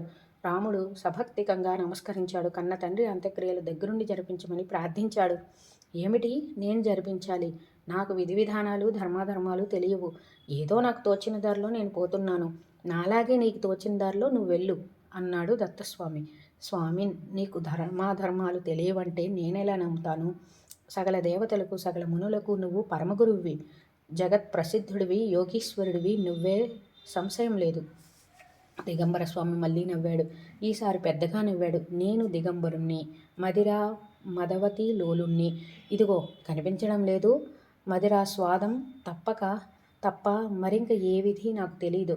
నేను అస్పృశ్యుణ్ణి, పలకరించదగినవాణ్ణి కూడా కాదు. దురాచారుణ్ణి, వంశంలో చెడగొట్టిన వాణ్ణి. అంతిమ సంస్కారం యథావిధిగా జరపడం ఎలాగో నాకు తెలీదు అంటూనే దిగంబర స్వామి దత్తుడిగా మారిపోయి వరాసనం నుంచి వచ్చి కావిడి దగ్గరకు చేరుకున్నాడు. రేణుకాదేవిని చూశాడు. వెంటనే నమస్కరించాడు. అంజలి బంధంతో అలాగే నిలబడి స్తుతించాడు. తల్లి, నాకు వందనీయం నువ్వే. సకల దేవతాధీశ్వరివి. నువ్వు పార్వతీమాతవు. యోగీశ్వరులకు హృదయాల్లో యోగశ్రమతో మాత్రమే దర్శనమిస్తావు. వారికైనా నీ దర్శనం చాలా కష్టసాధ్యం. సంసారార్ణవంలో మునిగి తేలుతున్న ఈ జీవులందరికీ నువ్వే నౌకవు, తరింపజేసే తెప్పవు. నువ్వు ఏక వీరవు. ఈ చరాచర జగత్తులో నువ్వు ఏకైకవు, అద్వితీయవు. కానీ సమస్త రూపాల్లోనూ నీ అంశమే ఉండి అనేక రూపవై భాషిస్తుంటావు. నీకిది నమస్కారం అని స్తుతించి జమదగ్ని పాదాలకు నమస్కరించి పరశురాముని వైపు చూశాడు. రామా, శుభప్రదాలైన సర్వతీర్థక్షేత్రాల్లో స్నానం చేసిరా, నేను చెప్పినట్లు సంస్కారం చేద్దువు గాని అని ఆజ్ఞాపించాడు. రాముడు వెంటనే ధనస్సు సంధించి దివ్యబాణం ఎక్కుపెట్టి సహ్యాద్రిని గురిచూసి వదిలాడు. ఆ బాణ రంధ్రం నుంచి ముక్తి ప్రదాలైన సకల పుణ్యనదీ తీర్థాలు క్రమంగా ఆవిర్భవించాయి. ఇలా తన దివ్యబాణ శక్తితో రప్పించుకున్న పవిత్ర నదీ తీర్థ జలాల్లో పరశురాముడు స్నానం చేసి తండ్రి కళేబరానికి ప్రదక్షిణ నమస్కారాలు ఆచరించి అగ్నిని ఉజ్వలంగా ప్రజ్వలింపజేసి దహన సంస్కారం జరిపాడు. జగన్మాత అయిన రేణుక సర్వాభరణ భూషితి అయి నిలిచి, దత్తాత్రేయ, పతి వెంట నేను కూడా స్వస్థానానికి వెడదామనుకుంటున్నాను అని చెప్పి, నాయనా భార్గవరామ, గురుదేవ ద్విజులను రక్షించు, నీ ప్రతిజ్ఞ నెరవేర్చుకో అని ఆజ్ఞాపించి ఈ జగదంబిక తన పతిదేవుడి చితిలో సాంజలిబంధంగా ప్రవేశించింది. మరో క్షణాన భార్యాభర్తలిద్దరూ దేదీప్యమాన దివ్య రూపులై ఆనందమూర్తులై వినివీధిలో నిలిచారు. దత్తాత్రేయ పరశురాములిద్దరూ ఆ దంపతులను చూసి సంబరపడుతూ శిరస్సు ఉంచి నమస్కరించారు. భక్తి శ్రద్ధలతో పూజలు చేసి వీడ్కోలు పలికారు. అటుపైన బ్రాహ్మణులను అర్చించి మహదాశీర్వచనం తీసుకున్నాక పరశురాముడు స్వయంగా దత్తాత్రేయుని పాదాభివందన పురస్సరంగా పూజించాడు. దత్తదేవుడి అనుమతి పొంది ఆమలకి వనం నుంచి బయలుదేరాడు. తన ప్రతిజ్ఞను తీర్చుకోవడానికి భూమండలం మీద విరుచుకుపడ్డాడు. పాడి తప్పిన క్షత్రియులందరినీ 7 మార్లు గాలించి రాపాడి ప్రతిన నెరవేర్చుకున్నాడు. భూమిని క్షత్రియరహితం చేసేశాడు. గతమత్సరుడై అదే జలం తీసుకుని దత్తాశ్రమానికి వెళ్ళాడు. అక్కడ తన ఆయుధాలను ప్రక్షాళించి ఆయుధాది దేవతలను అర్చించాడు. దత్తాత్రేయుల వారికి నమస్కరించాడు. అంతలో తల్లిదండ్రులు దివ్యదర్శనం అనుగ్రహించారు. సకల క్షత్రియాంతక నీ సాహసానికి, శౌర్య పరాక్రమాలకు సంతృప్తి చెందాను. ఇక ప్రతీకారాగ్నిని శాంతింపచేసుకో. హింసా ప్రవృత్తి వల్ల మూటగట్టుకున్న మహాపాపం తొలగించుకోవడం కోసం మహాయజ్ఞాలు చెయ్యి, వాటితో శుద్ధి పొందుతావు అని తండ్రి జమదగ్ని ఆజ్ఞాపించాడు. నాయన, బ్రహ్మచారిని కదా, ధర్మపత్ని తోడు లేకుండా యజ్ఞాలు ఎలా చేస్తానని సంశయించుకో. దత్తాత్రేయుణ్ణి గురువుగా అభ్యర్థించు. కాశ్యపుణ్ణి ప్రధాన ఋత్వికుగా వరించు. బంగారపు ప్రతిమను భార్యగా చెంత ఉంచుకో. యజ్ఞాలు చెయ్యి అని తల్లి రేణుక ఉపాయం చెప్పింది. ఇలా ఆజ్ఞాపించిన తల్లిదండ్రులిద్దరికీ సభక్తికంగా నమస్కరించి వీడ్కోలు పలికాడు. సహ్యాద్రి ఆమలక వనంలోని ఏకవీరాశ్రమ పదంలో ఇది జరిగింది. ఫల పుష్పభరితాలైన తరులత గుల్మాలతో, పక్షుల కిలకిల రావాలతో, నానా మృగ గణాకీర్ణమై, దివ్య నది పరివాహ ప్రాంతమై, అన్నిటికీ మించి దత్తాత్రేయ సంరక్షితమైన ఆ ప్రదేశం తపస్సులకే కాదు, యజ్ఞయాగాదులకు అనువైన స్థలం. ఆ ఆశ్రమంలో ఒక రమ్యమైన పర్ణశాల ఉంది. పరశురాముడు అందులోకి ప్రవేశించాడు. అది దత్తాత్రేయుడి పర్ణశాల. సురసిద్ధ సాధ్య మునీశ్వర సేవితుడై దత్తదేవుడు కొలువుతీరి ఉన్నాడు. పరశురాముడు వినయ విధేయతలతో సాష్టాంగ నమస్కారం చేశాడు. భక్తితో మౌనంగా స్తుతించాడు. అప్పుడు దత్తాత్రేయులు వారు ఆనంద తుందిలుడై పరశురాములు వారిని ఆప్యాయంగా దగ్గరికి పిలిచి తన ఒడిలో కూర్చోబెట్టుకున్నాడు. మృదువుగా సంభాషించాడు. నాయనా భార్గవరామ, నువ్వు చాలా కష్టసాధ్యమైన ఘనకార్యాలు చేశావు. కార్తవీర్యార్జునుడు అంతటి వాణ్ణి అనాయాసంగా బాహు పరాక్రమంతో మట్టుబెట్టావు.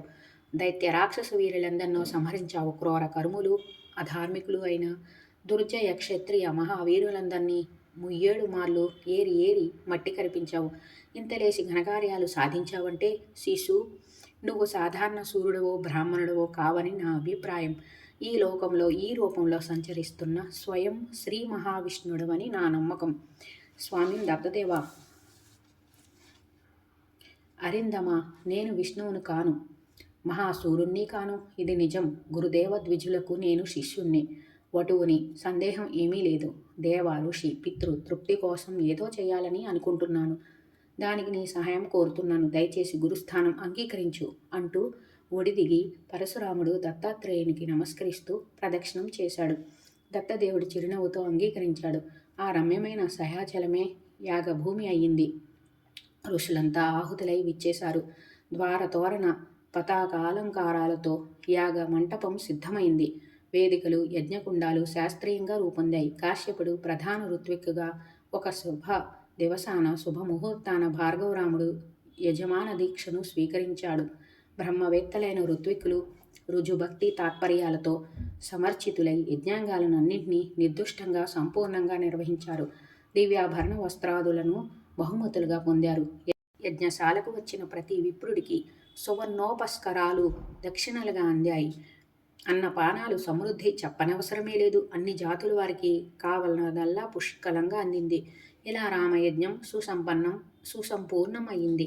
దేవమానవ యక్ష కిన్నెర నాగరాక్షస చారణ సిద్ధ సాధక జాతుల వారందరూ పితృదేవతలు ధన ఘన సన్మానాలతో సంతృప్తులయ్యారు.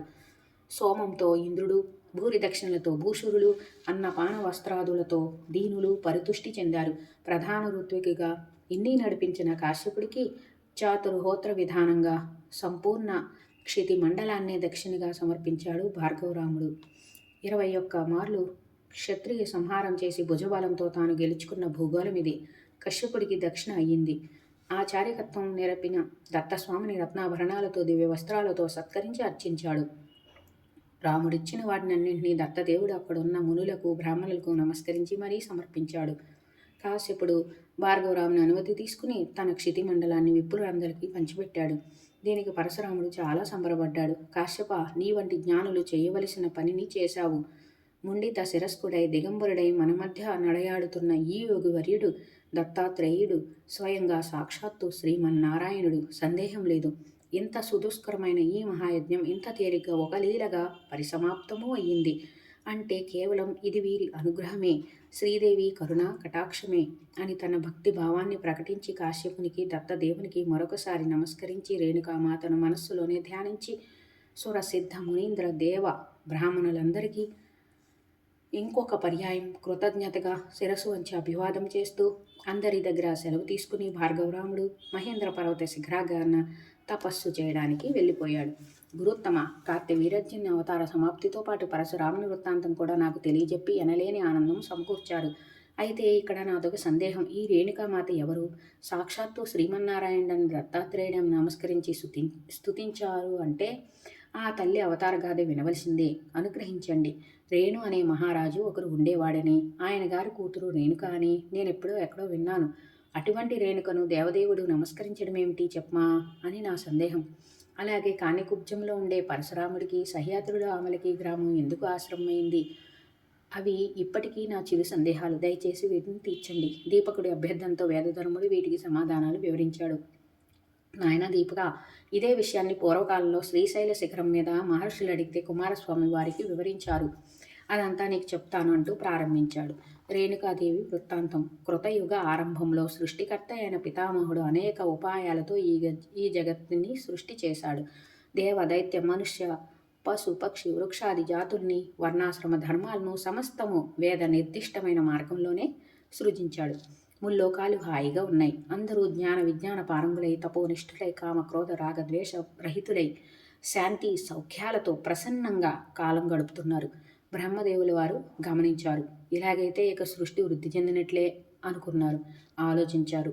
తమోగుణం, మోహం, మహామోహం, తామిశ్రం, అంధతామిశ్రం అనే పంచ పర్వాలతో అవిద్యను సృష్టించి ప్రాణికోటిని సమూహపరచడానికి లోకం మీదకి వదిలిపెట్టాడు. అతడు సృష్టించిన అవిద్య ముందుగా అతన్నే ఆవరించింది. దాని మహిమతో వేదాలు మర్చిపోయాడు. ఎంత గింజుకున్నా ఒక్క మంత్రము గుర్తు రావడం లేదు. కలవరపడ్డాడు, భయపడ్డాడు. వెంటనే బయలుదేరి హంసవాహనం అధిరోహించి సహ్య పర్వతం చేరుకున్నాడు. ఒక ప్రశాంత రమణీయ స్థలంలో ఆమలికి వనంలో కూర్చుని నిష్ఠాగరిష్ఠుడై రేణుకామాతను ధ్యానించాడు. ఆ తల్లి కరుణామయి క్షణకాలంలో దర్శనం అనుగ్రహించింది. చతుర్ముఖుడు ప్రణమిల్లి నిలిచి బహువిధాలా స్తుతించాడు. మెల్లగా తన అవస్థను విన్నవించాడు. జనని త్రిలోకవందిత గాయత్రి వేదమాత కటాక్షించు. వేదాలను మరిచిపోయాను. ఏ ఒక్క మంత్రము గుర్తుకు రావడం లేదు.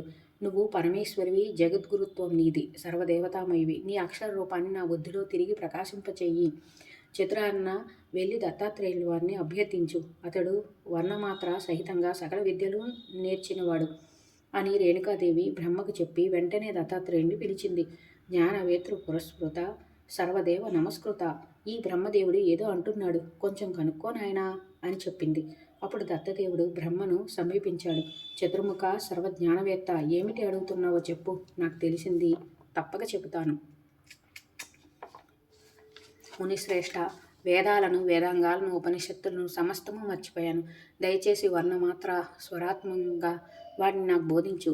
విరించి కకారాది సకల వర్ణాల్లోనూ ఏకైకమై పరిఢవిల్లే అనంత నాదాత్మకత ఒక్కటే.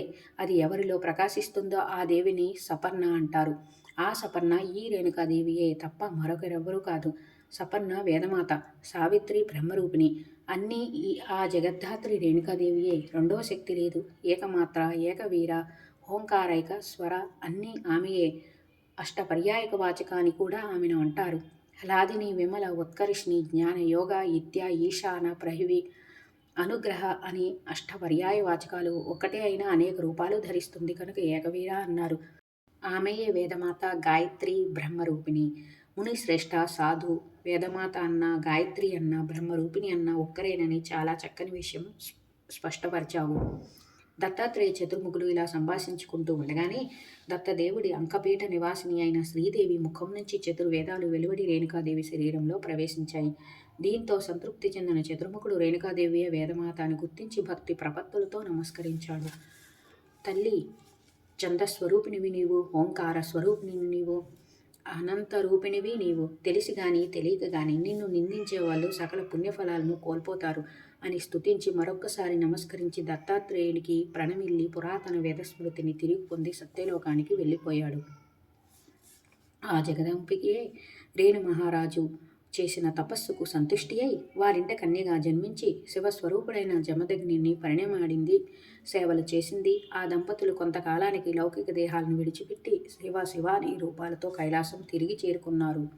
దీపక, ఈ కథ నీకు ఇంతకు ముందే చెప్పాను కదా, అంచేత నీ మరో ప్రశ్నకు సమాధానం చెబుతున్నాను, తిలకించని వేదధర్ముడు కొనసాగించాడు. కృష్ణ మలకం కథ. ఒకానొక సందర్భంలో ఏకవీరాదేవి ఆజ్ఞ మేరకు చతుర్ముఖుడు విష్ణు సందర్శన కాంక్షతో క్షీర సముద్రానికి బయలుదేరాడు. కానీ అక్కడ విష్ణుమూర్తి కనిపించలేదు. ఎంత వెదికినా ఎంతసేపున్నా శేష సాయి దర్శనమే కాలేదు. ఏమిటి ఈ వింత చెప్పమా అని భయ సందేహ పరాభవాది భావాలతో ఉక్కిరిబిక్కిరి అవుతుండగా అక్కడ ఒక ఆమెలకి తరువు కనిపించింది. ఉసిరిక. అది విద్యుత్ కాంతులు విరజిమ్ముతున్న కృష్ణామలకి తనువు. దాన్ని తీసుకుని తిరిగి వచ్చాడు విరించి. ఆ తరు రూపంలో స్వయంగా విష్ణుమూర్తి వచ్చినట్లే అనిపించి రేణుకాదేవి పరశురామునితో, నాయన, మరొక్కసారి కృష్ణామలకి రూప విష్ణుమూర్తిలోకి ప్రవేశించు. శివస్వరూపుడైన నీ తండ్రిని స్తుతించు. ఈ కృష్ణామలకం త్రిభువనేశ్వరుడు, సాక్షాత్ విష్ణువు. నీ తండ్రి సదాశివుడు కనుక తరువు అవుతుంది. నువ్వు దత్తాత్రేయుడు కలిసి ఈ కృష్ణామలకి తరువుని ఇక్కడ సహ్యాద్రి మీద ఉన్న ఈ శుభప్రదమైన దత్త ఆశ్రమంలోనూ దండకలోనూ స్థాపించండి. నాకు సంతోషం కలిగించండి. నువ్వు కూడా దీనిలో విశ్రాంతి తీసుకో. ఈ తరువును దర్శించిన వారు గాని స్పృశించిన వారు గాని సద్గతులు పొందుతారు అంది. అప్పుడు పరశురాముడు ఆ తరువులో ప్రవేశించి తనువునికితో దానికి త్రిదేవత్వాన్ని కలిగించాడు. అటుపైన బ్రహ్మదేవుడు రేణుకాదేవి వద్ద సెలవు తీసుకుని తన సత్యలోకం చేరుకున్నారు. రేణుకాదేవి అంతర్ధానం చెందింది. దత్తాత్రేయుడు ఆ తల్లికి నమస్కరించి ఆ తరువు క్రింద ధ్యాననిష్టకు ఉపక్రమించాడు. తలపెట్టిన యజ్ఞం పూర్తి అయ్యే వరకు భార్గవరాముడు సైతం ఆ తరువు చెంతనే విశ్రాంతి తీసుకున్నాడు. పింగళనాగ వృత్తాంతం. ప్రణీతా నది ఒడ్డున కృష్ణా అమలకి తరుఛాయలో ధ్యానం చేసుకుంటున్న దత్తాత్రేయుడి దగ్గరకు ఒకరోజు పింగళనాగుడు అనే ముని దర్శనార్థం వచ్చాడు. సభక్తిగా నమస్కరించి దత్తదేవుడి అనుమతితో చేరువలో కూర్చున్నాడు. స్వామి, నాకు తెలియక అడుగుతున్నాను. నా అజ్ఞానాన్ని క్షమించి నా సందేహం తొలగించండి. నాకు తెలిసి 4 ఆశ్రమాలే ఉన్నాయి. వాటికి వాటి నియమ నిబంధనలు ఉన్నాయి. వీటిలో తమరు ఏ ఆశ్రమానికి చెందినవారుగా కనిపించడం లేదు. మీరిద్దరూ దిగంబరులే ఉంటారు. మదిర మాంసాలను పుచ్చుకుంటూ కనిపిస్తారు. దిగంబరి ఈ అందగత్తెను ఎప్పుడు అంకపీఠం దింపవు. ఏమిటి స్వామి ఇదంతా? దీన్ని ఏ ఆశ్రమం అంటారు? ఈ ఆశ్రమ దీక్షను మీకు ఇచ్చిన ఆ గురు మహానుభావుడెవరు? ఎంతో కాలంగా మిమ్మల్ని అడగాలని ఇప్పటికీ కుదిరింది. కాసింత విశ్రాంతిగా ఏకాంతంగా దొరికారు. అందుకని అడిగేశాను. నొప్పిస్తే క్షమించండి. చెప్పకూడనిది అయితే చెప్పవద్దు. తెలుసుకోవాలని మాత్రం చాలా కుతూహలంగా ఉంది. మునిశ్రేష్ఠ, అడగవలసిందే అడిగావు. ఇందులో నన్ను నొప్పించింది ఏమీ లేదు. నువ్వన్నట్లు ఇంతవరకు లోకంలో ఉన్నవి 4 ఆశ్రమాలు. కానీ నాది ఆ పైది 5వ ఆశ్రమం. ఈ చరాచర జగత్తునంతటినీ ఆత్మాభిన్నమని అవికల్పంగా చూడగలిగిన వాడు కామక్రోధాదులనైన అరిషడ్వర్గాన్ని జయించి సర్వభూత కోటి పట్ల సమచిత్తంతో వైరాగ్యంతో ఉండగలిగిన వాడు మాత్రమే ఈ 5వ ఆశ్రమానికి అర్హుడు. నేను చెప్పిన ఈ తత్వం నువ్వన్న 4 ఆశ్రమాల్లోని ఎక్కడైనా ఉన్నట్లా లేనట్లా బహుశా నీకు తెలీదు, చెప్పలేవు. కేవలం బ్రహ్మవాదులు మాత్రమే గుర్తించగలరు. మహానుభావ, నువ్వే విశ్వేశ్వరుడవు, నువ్వే పురుషోత్తముడువు. అనసూయ అత్రి దంపతులకు జన్మించిన నువ్వే కమలావతివి.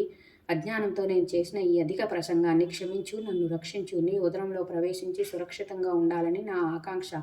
హే శ్రీరామ, నారాయణ, వాసుదేవ, గోవింద, వైకుంఠ, ముకుంద, కృష్ణ, శ్రీకేశవ, అనంత, నృసింహ, విష్ణు, సంసార సర్పద్రష్టుని నన్ను కాపాడు అని పింగళనాగుడు సాగిలపడి మొక్కాడు. పింగళనాగుడు ప్రార్థనను మన్నించి దత్తాత్రేయులు వారు శివరూపంతో అతన్ని గర్భాన ధరించాడు. ఆమలకి వృత్తాంతం. ఉసిరిక శివరూపధారి అయి కృష్ణామలకం కింద కూర్చున్న దత్తాత్రేయుని గాని, త్రిమూర్తి స్వరూపమైన ఆ కృష్ణామలకిని గాని దర్శించిన వారు సద్గతులు పొందుతారు అనడంలో సందేహం లేదు. నరనారీజనం ప్రణీతా నదిలోని పద్మతీర్థాన స్నానం చేసి దాన ధర్మాలు నిర్వహించి ఒడ్డున ఉన్న ఈ కృష్ణామలకిని దర్శించి స్పర్శించి ప్రదక్షిణం చేస్తే ఏకకాలంలో హరిహర విరించిలకు ప్రదక్షిణం చేసిన పుణ్యఫలం పొంది మహాయోగులకు సైతం అందని పరమపదం చేరుకుంటారు. కృతయుగ ఆరంభంలో క్షీరసాగర మథనం జరుగుతున్నప్పుడు పుష్పభరితమై పీయూష మలక వృక్షం ఆవిర్భవించింది. దాన్ని అప్పుడు దేవతలు విష్ణుమూర్తికి బహుకరించారు. సముద్రుడేమో కౌస్తుభాది రత్నాలను, దివ్య ఆభరణాలను లక్ష్మీదేవిని స్వయంగా సమర్పించి విష్ణుమూర్తులు వారిని సత్కరించాడు. పుణ్యప్రదమైన క్షీరాబ్ది మందిరంలో ఈ పీయూష మలకిని స్థాపించి లక్ష్మీదేవిని ఆనందపరిచాడు శ్రీ మహావిష్ణువు. అనసూయ అత్రి మునులకు తాను పుత్రుడుగా అవతరించిన వేళ తనతో పాటు ఈ పీయూష మలకిలో అర్ధాంశం తెచ్చుకున్నాడు. అటుపైన దాన్ని తన సహ్యాద్రి ఆశ్రమంలో నాటుకున్నాడు. అదే కృష్ణ అమలకి నామంతో ప్రసిద్ధమయ్యింది. దాని క్రిందనే దత్తస్వాముల వారు తీవ్రంగా తపస్సు చేశారు. ఈ తరుపు 3 రూపాలతో నామాలతో త్రిభువనాల్లోనూ విఖ్యాతి పొందింది. ఒకటే తరుపు ఊర్ధ్వ భువనాన క్షీరాబ్ది మందిరంలో ఒక రూపంతో, పీయూష మలక నామంతో సహ్యాద్రి శిఖరం మీద మరొక రూపంతో, కృష్ణామలక నామంతో పాతాళలోకంలో వేరొక రూపంతో నామంతో విరాజిల్లుతోంది.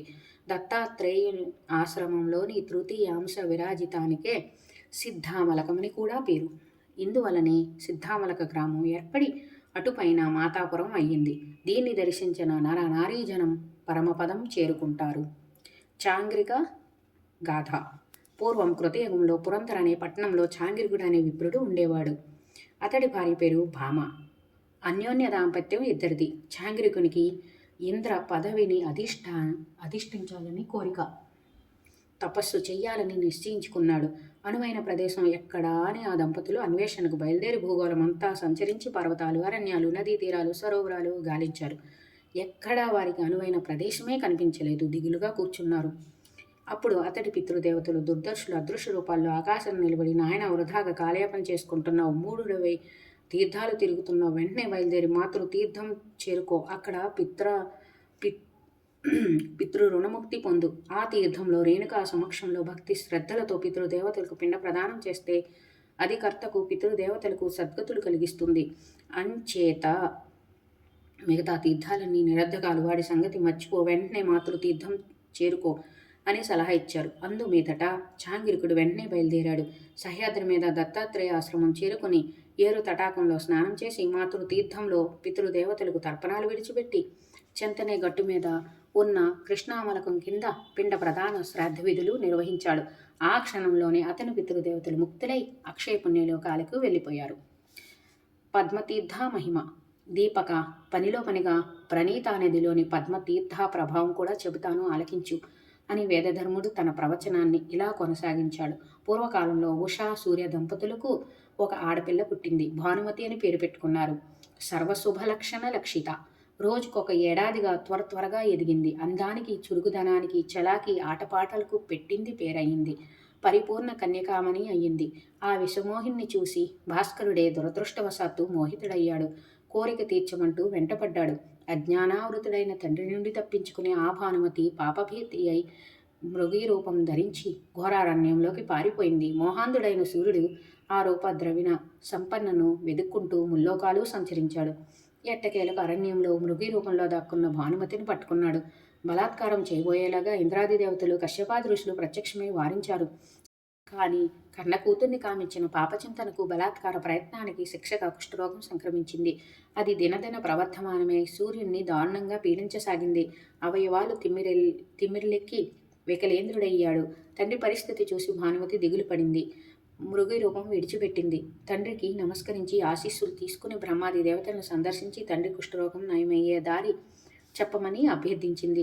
స్మరణతో, సందర్శనతో అందరికీ ఆరోగ్యం పంచిపెట్టే భాస్కరుడు, మండల మధ్య భాగంలో విష్ణుమూర్తిని, సకల దేవతలను ధరించే సూర్యభగవానుడు, సురసిద్ధ ఋషిగణ పూజితుడు, మళ్ళీ సర్వాయ సంపూర్ణుడై అందరినీ ఆరోగ్యవంతుల్ని చేసేదెప్పుడు? దీనికి ఏదైనా ప్రాయశ్చిత్తం చెప్పండి అని బ్రతిమాలుకుంది. అమ్మాయి, మీ నాన్నకు కుష్ఠరోగం ఎందుకు వచ్చిందో తెలుసు కదా. నిన్ను కామించిన మహాపాపానికి అది ఫలం. బ్రహ్మహత్య కన్నా, గురు భార్యాభిగమనం కన్నా ఘోరమైంది పాతకం ఇది. దీన్ని తొలగించగల శక్తి కేవలం ఒక పద్మతీర్థానికి మాత్రమే ఉంది. ఆమలికి వనంలో దత్తాత్రేయ ఆశ్రమం ఉంది. దాని చెంత ప్రవహిస్తున్నది ప్రణీత నది. ఆశ్రమ తీర్థమే పద్మతీర్థం. మీ తండ్రిని అక్కడికి వెళ్ళమను. అందులో స్నానం చేసి ఏకవీరాదేవిని అర్చించమను. ఆవిడ సకల దేవతాధీశ్వరి, జగన్మాత. భక్తితో ఆరాధిస్తే కరుణిస్తుంది, ముక్తి ఫలాలు ప్రసాదిస్తుంది. వెంటనే బయలుదేరమను. రోగం మరీ ముదిరి కదల్లేని దశ వస్తే కష్టం.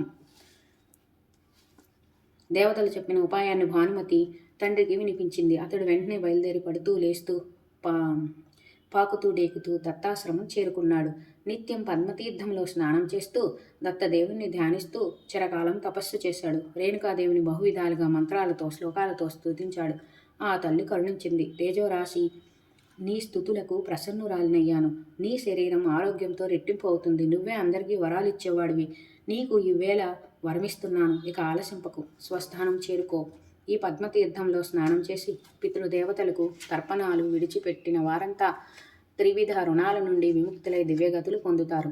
ఆయురారోగ్య భోగభాగ్యాలతో ఇహలోకంలో సుఖించి పరలోకంలో ఇంద్రభోగాలు అనుభవిస్తారు అని రేణుకాదేవి అంతర్ధానం చెందింది. భాస్కరుడు ఆ క్షణంలోని కుష్ఠరోగం నుండి విముక్తుడయ్యాడు. తన సూర్యలోకం చేరుకున్నాడు. దీపక, తెలిసింది కదా పద్మతీర్థ మహిమ ఎంతటితో. నువ్వింకా ఏమి వినాలనుకుంటున్నావో అడుగు, చెబుతానంటూ వేదధర్ముడు కమండలూదకంతో కాసింత గొంతు తడుపుకున్నాడు. గురుదేవ, సర్వధర్మజ్ఞ, సర్వ సందేహ భేదక, ఈ దత్తదేవుడి చరిత్ర నువ్వు చెబుతుంటే నేను వింటుంటే ఎంతకీ తనివి తీరడం లేదు. కన్నమ్మకే వాపు, తిన్నమ్మకే తీపు అన్నట్లు ఇంకా ఇంకా వినాలనిపిస్తుంది. నిజమే, రసజ్ఞుడెవడు సంతృప్తి చెందకుండా ఉంటాడు? ఆధ్యాత్మిక దుఃఖాలన్నింటినీ నశింపజేసే కథలివి. అలనాడెప్పుడో దేవతలు సేవించారని చెబుతున్న అమృతం, ఈ దత్త కథామృతం ముందు అతి తుచ్చం. దీనికి సాట్రానే రాదు. దయచేసి అదే అమృత గోళాన్ని మరింతగా అందించు. రేణుకాదేవి స్వరూపం గురించి ప్రసక్తి వశాత్తు చెప్పావు, కానీ క్లుప్తంగా చెప్పావు. దాన్ని ఇంకా విస్తారంగా వినాలని నా తాత కరుణానిధి అనుగ్రహించు. ఈ జగత్తుకి ధేనువు, ఖని, ధాత్రి అయిన ఆ మహాదేవి తత్వాన్ని నీకన్నా బాగా ఎరిగినవారు కానీ, ఎరుక పరచగలవారు కానీ మరొకరు ఉన్నారని నేను అనుకోను. నాయనా దీపగా, నీ జిజ్ఞాస నన్ను ఆనందపరుస్తోంది. రేణుకామాత మహత్యాన్ని సమగ్రంగా వివరిస్తాను, తెలుసుకో. అది వింటే చాలు, సకల ప్రాణులకు సర్వశ్రేయస్సులు కలుగుతాయి.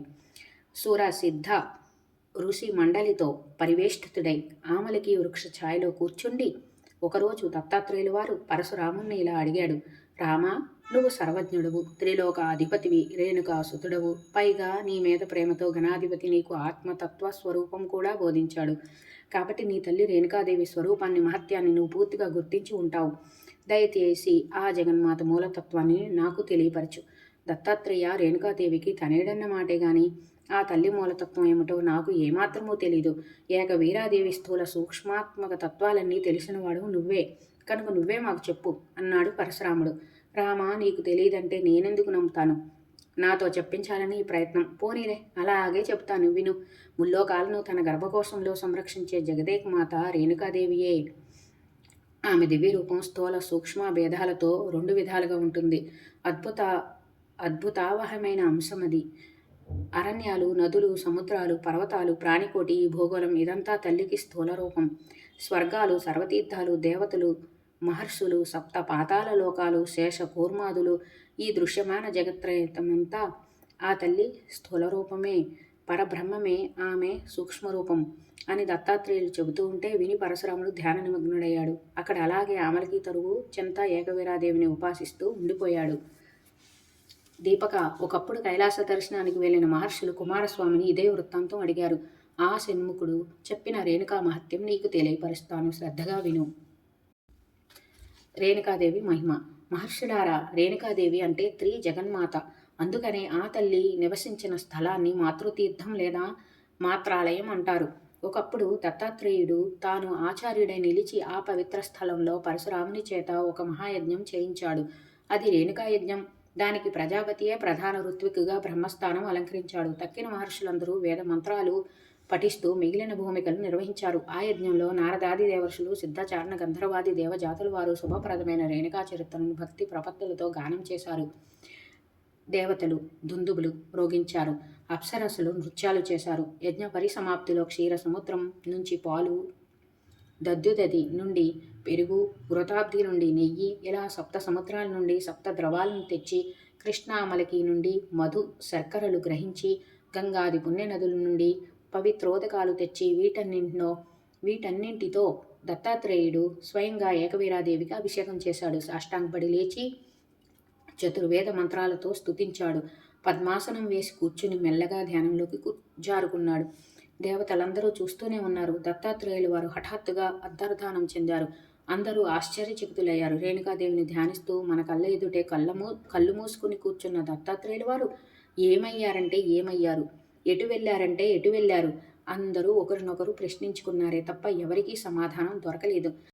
దత్తదేవుడికి రేణుకా ధ్యానం తప్ప మరొకటి లేదు. ఆయన గారి శయనాసనయాన కదాదులన్నీ రేణుకామయమే ఎరుగుదుం గదా, కాబట్టి రేణుకాదేవిలో లీనమయ్యి ఉంటారు అని దేవతలు భావించారు. ఋషులు మరొకలా అనుకున్నారు. రేణుకా హృదయమో మనకు తెలీదు, దత్త హృదయమో మనం ఎరుగం. ఇద్దరూ దివ్య తేజోమయులే. దేవి తన దివ్య తేజస్సుతో దత్తదేవుణ్ణి ఆచ్ఛాదించిందేమో, లేదా దత్తస్వామి వేడుగ్గా పాతాళానికి వెళ్ళాడేమో. స్వామిని అన్నీ చిత్ర విచిత్ర లీలలు కదా అనుకున్నారు. ఇక్కడే అదృశ్య రూపంతో ఘోరంగా ఉండి ఉంటాడు మన స్వామివి, ఇలాంటి కుతూహల్లో ఉన్నవే కదా అనుకున్నారు సిద్ధులు.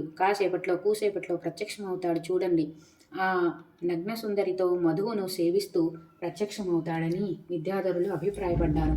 ఈ అజ్ఞానమనే వలను మన అందరి మీదకు వదిలి తమాషాగా ఇక్కడే తనను తానే ఆజ్ఞాపించుకుని మనల్ని గమనిస్తూ ఉండి ఉంటాడు అని నిశ్చయించుకున్నారు చారణులు. వీరందరి సంభాషణలు విని సంబరపడ్డ దత్తాత్రేయుల వారు కొంచెం సేపటికి స్వయంగా ప్రత్యక్షమయ్యాడు. సుర గంధర్వ సిద్ధ సాధ్య దేవర్షి గణమంతా స్వామిని దర్శించి హమ్మయ్యా అని గుండెల నుండిగా గాలి పీల్చుకున్నారు. స్వామికి ప్రణమిల్లి కౌగిలించుకుని తమ తమ లోపలి అలజడిని తీర్చుకున్నారు. ఇలా తేరుకున్నాక అందరూ కలిసి ఏకగ్రీవంగా స్వామిని ప్రశ్నించారు. దత్తవీపు, నువ్వు ఎక్కడికి వెళ్ళి వచ్చావు? దేవతలకి, మంత్రద్రష్టలకి, ఋషులకి కనిపించని చోటికి వెళ్ళి వచ్చావు. దివ్య దృష్టులకు సైతం అందని ఆ చోటు ఏది? ఎక్కడ ఇలాంటి తపస్సు కానీ, ధ్యానం కానీ, తత్వం కానీ మరెక్కడా ఏనాడు కన్నది కాదు, విన్నది కాదు. మొదలు తుది నువ్వే కనుక నువ్వే తెలియచెప్పాలి. దేవతలారా, మహర్షులారా, పరశురాముని యజ్ఞవిధిలో మునిగి ఉండగా సంధ్యావందన కాలం గడిచిపోతున్న సంగతి గుర్తించాను. కాలాతీతం కాకుండా సంధ్యావందనం చేసి వద్దామని వెళ్ళాను. సంధ్యాదేవికి వందనం చేయడం కన్నా మహాయజ్ఞం లేదని మీకు తెలుసు కదా. స్వామి, మాకు తెలిసిన సంధ్యావందనం వేరు.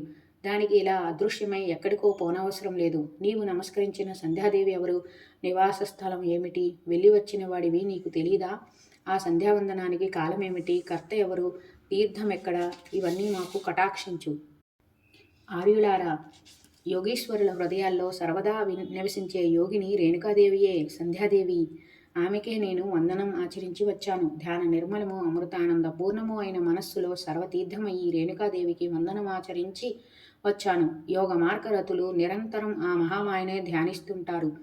రేణుకయే సంధ్యాదేవి, సందేహం లేదు. ఆవిడయే ఏకవీరామాత. మీకు, నాకు, అందరికీ వందనీయ ఆ జగన్మాతయే. ఆమెకే వందనం ఆచరించి వచ్చాను. దత్త గురుత్తమ, సంధ్యా వందన కాలము అదేదో దాటిపోవడం అన్నారు. ఆ వివరాలు కూడా కరుణించి చెప్పండి. మాన్యులారా, ఆసన ప్రాసన శయన యానాది సమయాల్లో ఎప్పుడైనా ఎక్కడైనా గాని అందరికీ సర్వదా వందనీయురాలు ఆ సంధ్యామాత. దీనికి ప్రత్యేకంగా ఒక సమయం అంటూ ఉండదు. సర్వకాల సర్వావస్థల్లోనూ వందనీయ మహానుభావులు ఇలా వందనం ఆచరిస్తూనే ఉంటారు. స్వామి, వింతగా ఉంది. మహానుభావులు నిరంతరం ఆమెనే ధ్యానిస్తూనే ఉంటారని అంటున్నావు. అది ఎలా సాధ్యం? ప్రాణులన్నాక కర్మఫలానుభవం ఉంటుంది కదా.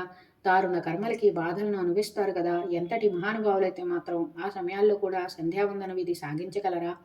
మునీశ్వరులారా, బ్రహ్మరూపిణి, సంధ్యారూపిణి రేణుకాదేవిని 3 కాలాల్లోనూ సందర్శించి వందనం ఆచరించగలిగిన వారే మహానుభావులు. లౌకికమైన ఆటుపోట్లు, కర్మానుభవ క్లేశాలు దీనికి అడ్డంకి కాకూడదు. అలా సాగించే సంధ్యావందనం వల్లనే మీరు వందితులు కాగలుగుతారు. 3 కాలాలు అంటే చైత్రం, ఆషాఢం, కార్తీకం. ఈ 3 కాలాల్లోనూ ఏ ఒక్క నెలలో రేణుకాదేవిని ఉపాసించినా ఇహపరాల్లో భుక్తిముక్తులకు లోటు ఉండదు. 3 కాలాల్లో ఉపాసిస్తే ఇక చెప్పేదేమిటి? ఇహంలో ఇంద్రభోగాలు అనుభవించి పరమపదం చేరుకుంటారు. అటువంటి సర్వకాలానువర్తిని పరబ్రహ్మస్వరూపిణి సంధ్యాదేవి అయిన రేణుకామాతకే నేను వందనం ఆచరించి వచ్చాను. గృహాల్లో ఉండేవారు పవిత్రులై కాలత్రయ స్వరూపిణి సంధ్యాస్వరూపిణి అయిన ఈ రేణుకామాతను భక్తితో నిత్యము ఉపాసిస్తే ఆమె దర్శనం, ఆమె అనుగ్రహం వెంటనే పొందుతారు. ఇహంలో భోగాలను అనుభవించి పరంలో సద్గతి పొందుతారు. ఇలా రేణుకాదేవియే సంధ్యాదేవి అని చెప్పి దత్తాత్రేయులు వారు మళ్ళీ అంతర్ధానం చెందారు. ఇది విన్న ఆ దేవజాతులు వారు ఋషులు, మునులు సంబరపడి సకల తీర్థోత్కాలతోనూ వరాహరూపి అయిన విష్ణుమూర్తికి అభిషేకం చేసి అత్యంత భక్తి ప్రపత్తులతో యోగమాత రేణుకాదేవిని అర్చించి విష్ణుస్వరూపమైన ఆమలికి తరువుకి ప్రదక్షిణం నమస్కారం చేసి అంతర్ధానం చెందిన దత్తాత్రేయ స్వామికి మనస్సులోనే వందనాలు అర్పించి దత్తస్వామి మహిమలను, రేణుకా మహిమలను తలుచుకుంటూ కొనియాడుతూ ఎవరి స్థానాలకు వారు బయలుదేరారు. దీపక అలనాడు కైలాసం మీద మహర్షులకు స్కందుడు స్వయంగా చెప్పిన రేణుకా మహిమ ఇది.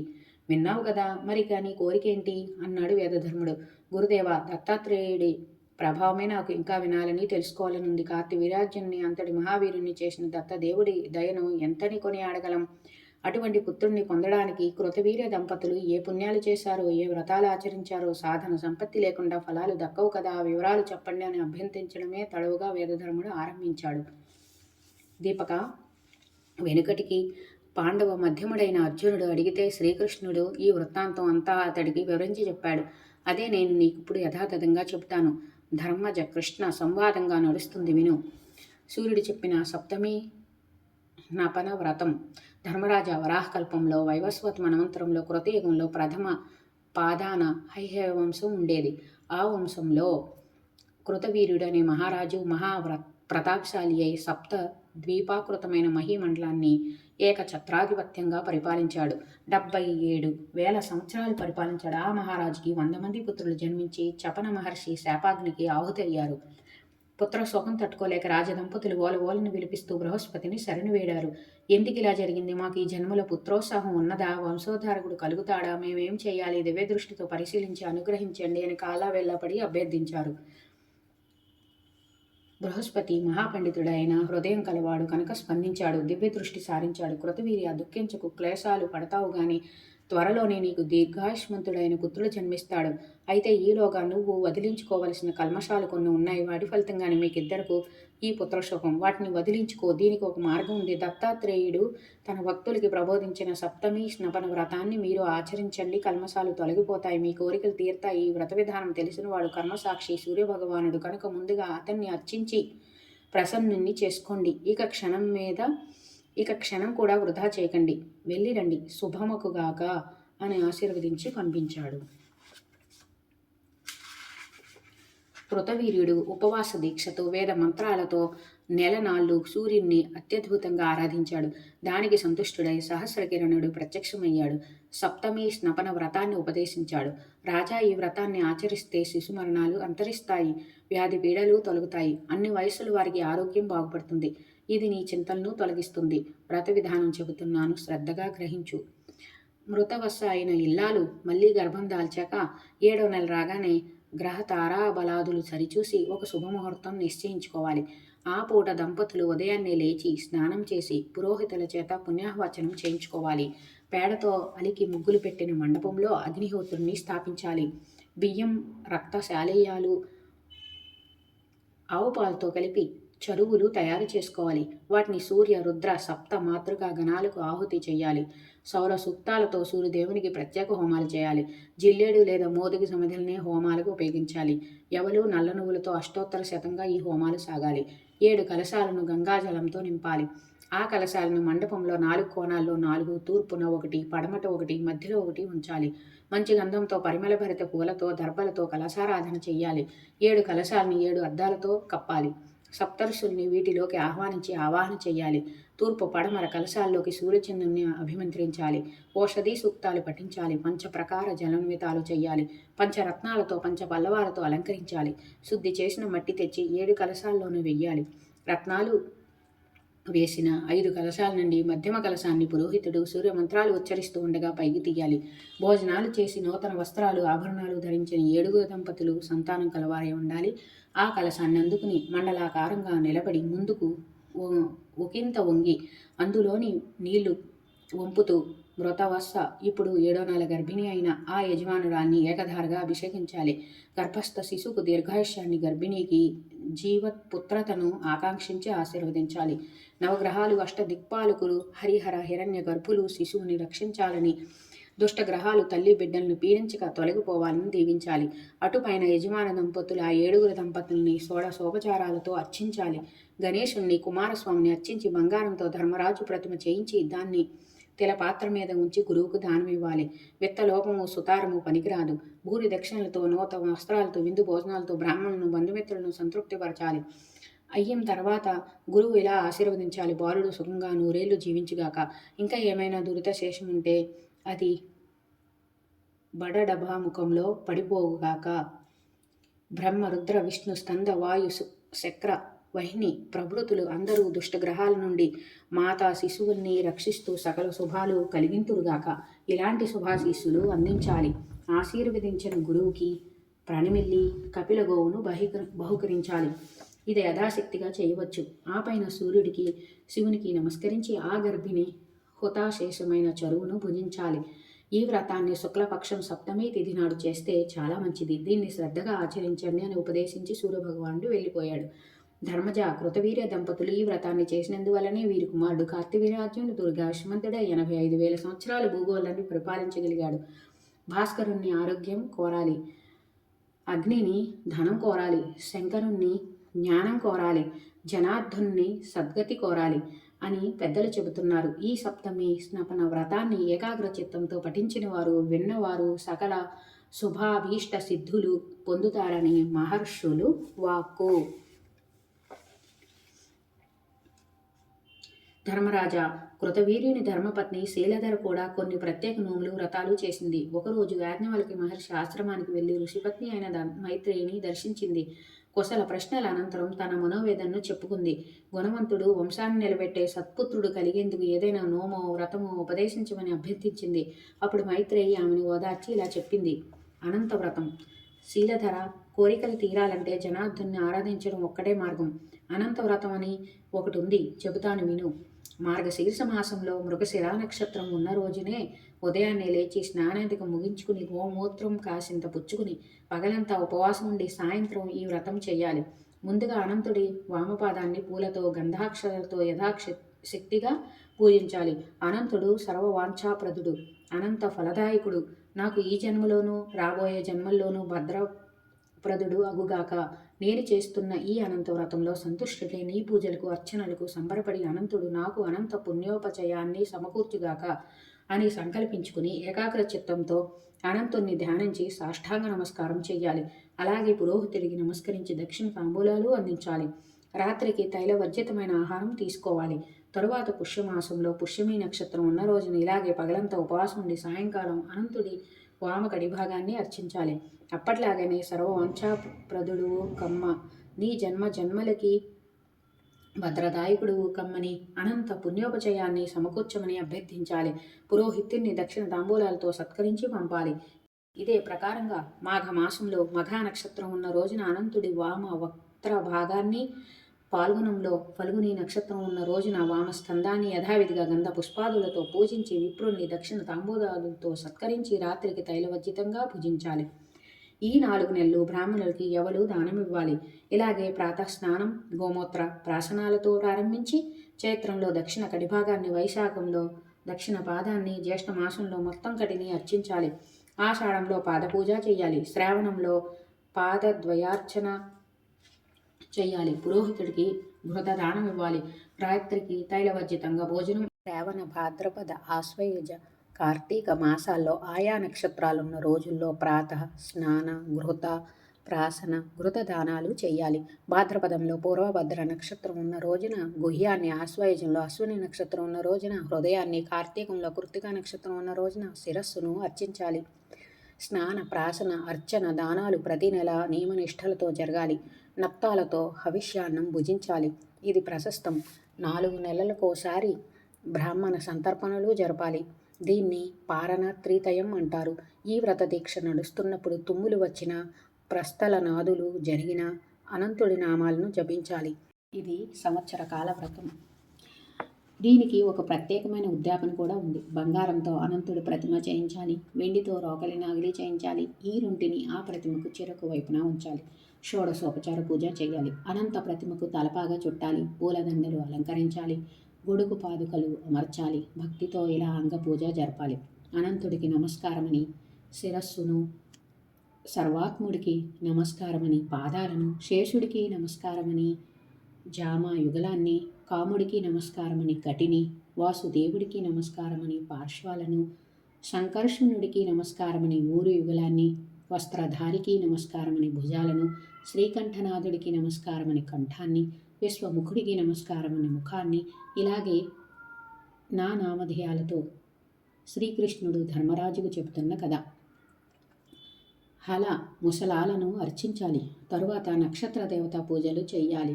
చంద్రుణ్ణి పూజించాలి. ఆకాశ జలంతో నింపి బంగారం వేసి 12 ఘటాలు నింపి మాస సంవత్సరాది దేవతలను ఆవాహన చేసి యథావిధిగా అర్చించాలి. కడపటి వేద పురాణవేత్తయై జితేంద్రుడై శాంత స్వభావుడైన పురోహితుడికి లేదా మరొక యోగ్య విప్రుడికి ఈ సువర్ణానంత ప్రతిమను, రజతహల ముసలాలను అనంతుడు సుప్రీతుండు అగుగాక అంటూ దానం చేసి దక్షిణ తాంబూలాలు, నూతన వస్త్రాలు అందించాలి. తక్కిన బ్రాహ్మణులకు కూడా యథాశక్తి దక్షిణ తాంబూలాలు ఇచ్చి విందు భోజనాలతో సంతృప్తి పరచాలి. ధర్మజ, అప్పటికి ఈ వ్రతం సమాప్తమవుతుంది అని మైత్రేయి శీలధరకు అనంత వ్రత విధానం ఉపదేశించింది. ఇది నిష్టగా చేస్తే సకల మనోరథాలు నెరవేరుతాయి. పుత్రార్థులకు సత్సంతానం కలుగుతుంది. కళ్యాణార్థులకు కళ్యాణం, జయార్థులకు జయం, ఆరోగ్యార్థులకు ఆరోగ్యం, ధనార్థులకు ధనం, సంపద అర్థులకు సంపదలు. ఒకటేమిటి, ఏది కోరుకుంటే అది లభిస్తుంది. ఈ అనంత వ్రతం పాపనాశకం, పుణ్యప్రదం, సుఖదాయకం కనుక ఓ శీలధర, దీన్ని ఆచరించు. సర్వలోక వరిష్ఠుడైన పుత్రుడు నీకు కలుగుతాడు అని మైత్రేయి నిండు మనస్సుతో ఆశీర్వదించింది. శీలధర రాజధానికి వెళ్ళి వెంటనే ఈ వ్రతం ఆచరించి సంవత్సర కాలం నిష్టగా జరిపింది. అనంతుడు సంతుష్టుడు అయ్యాడు. దిగంబర దత్తాత్రేయ రూపంతో స్వప్నంలో సాక్షాత్కరించి నీకు సత్పుత్రుడు కలుగుతాడు, విఖ్యాతి పొందుతాడు, మహావీరుడై సప్తద్వీపావృత వసుంధరాన్నంతటినీ పరిపాలిస్తాడు, యోగ విద్యా పారంగతుడవుతాడు అని వరమిచ్చి అంతర్ధానం చెందారు. శీలధరకు మెలకు వచ్చింది. అన్ని వైపులా చూసింది. ఎవరూ కనిపించలేదు. స్వప్నమని గ్రహించింది.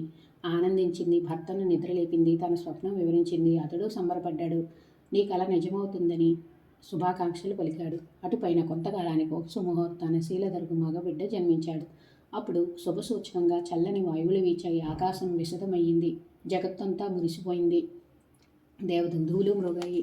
పుష్పవృష్టి కురిసింది. దేవగంధర్వ గీతాలు వినిపించాయి. అప్సరస నాట్యాలు కనిపించాయి.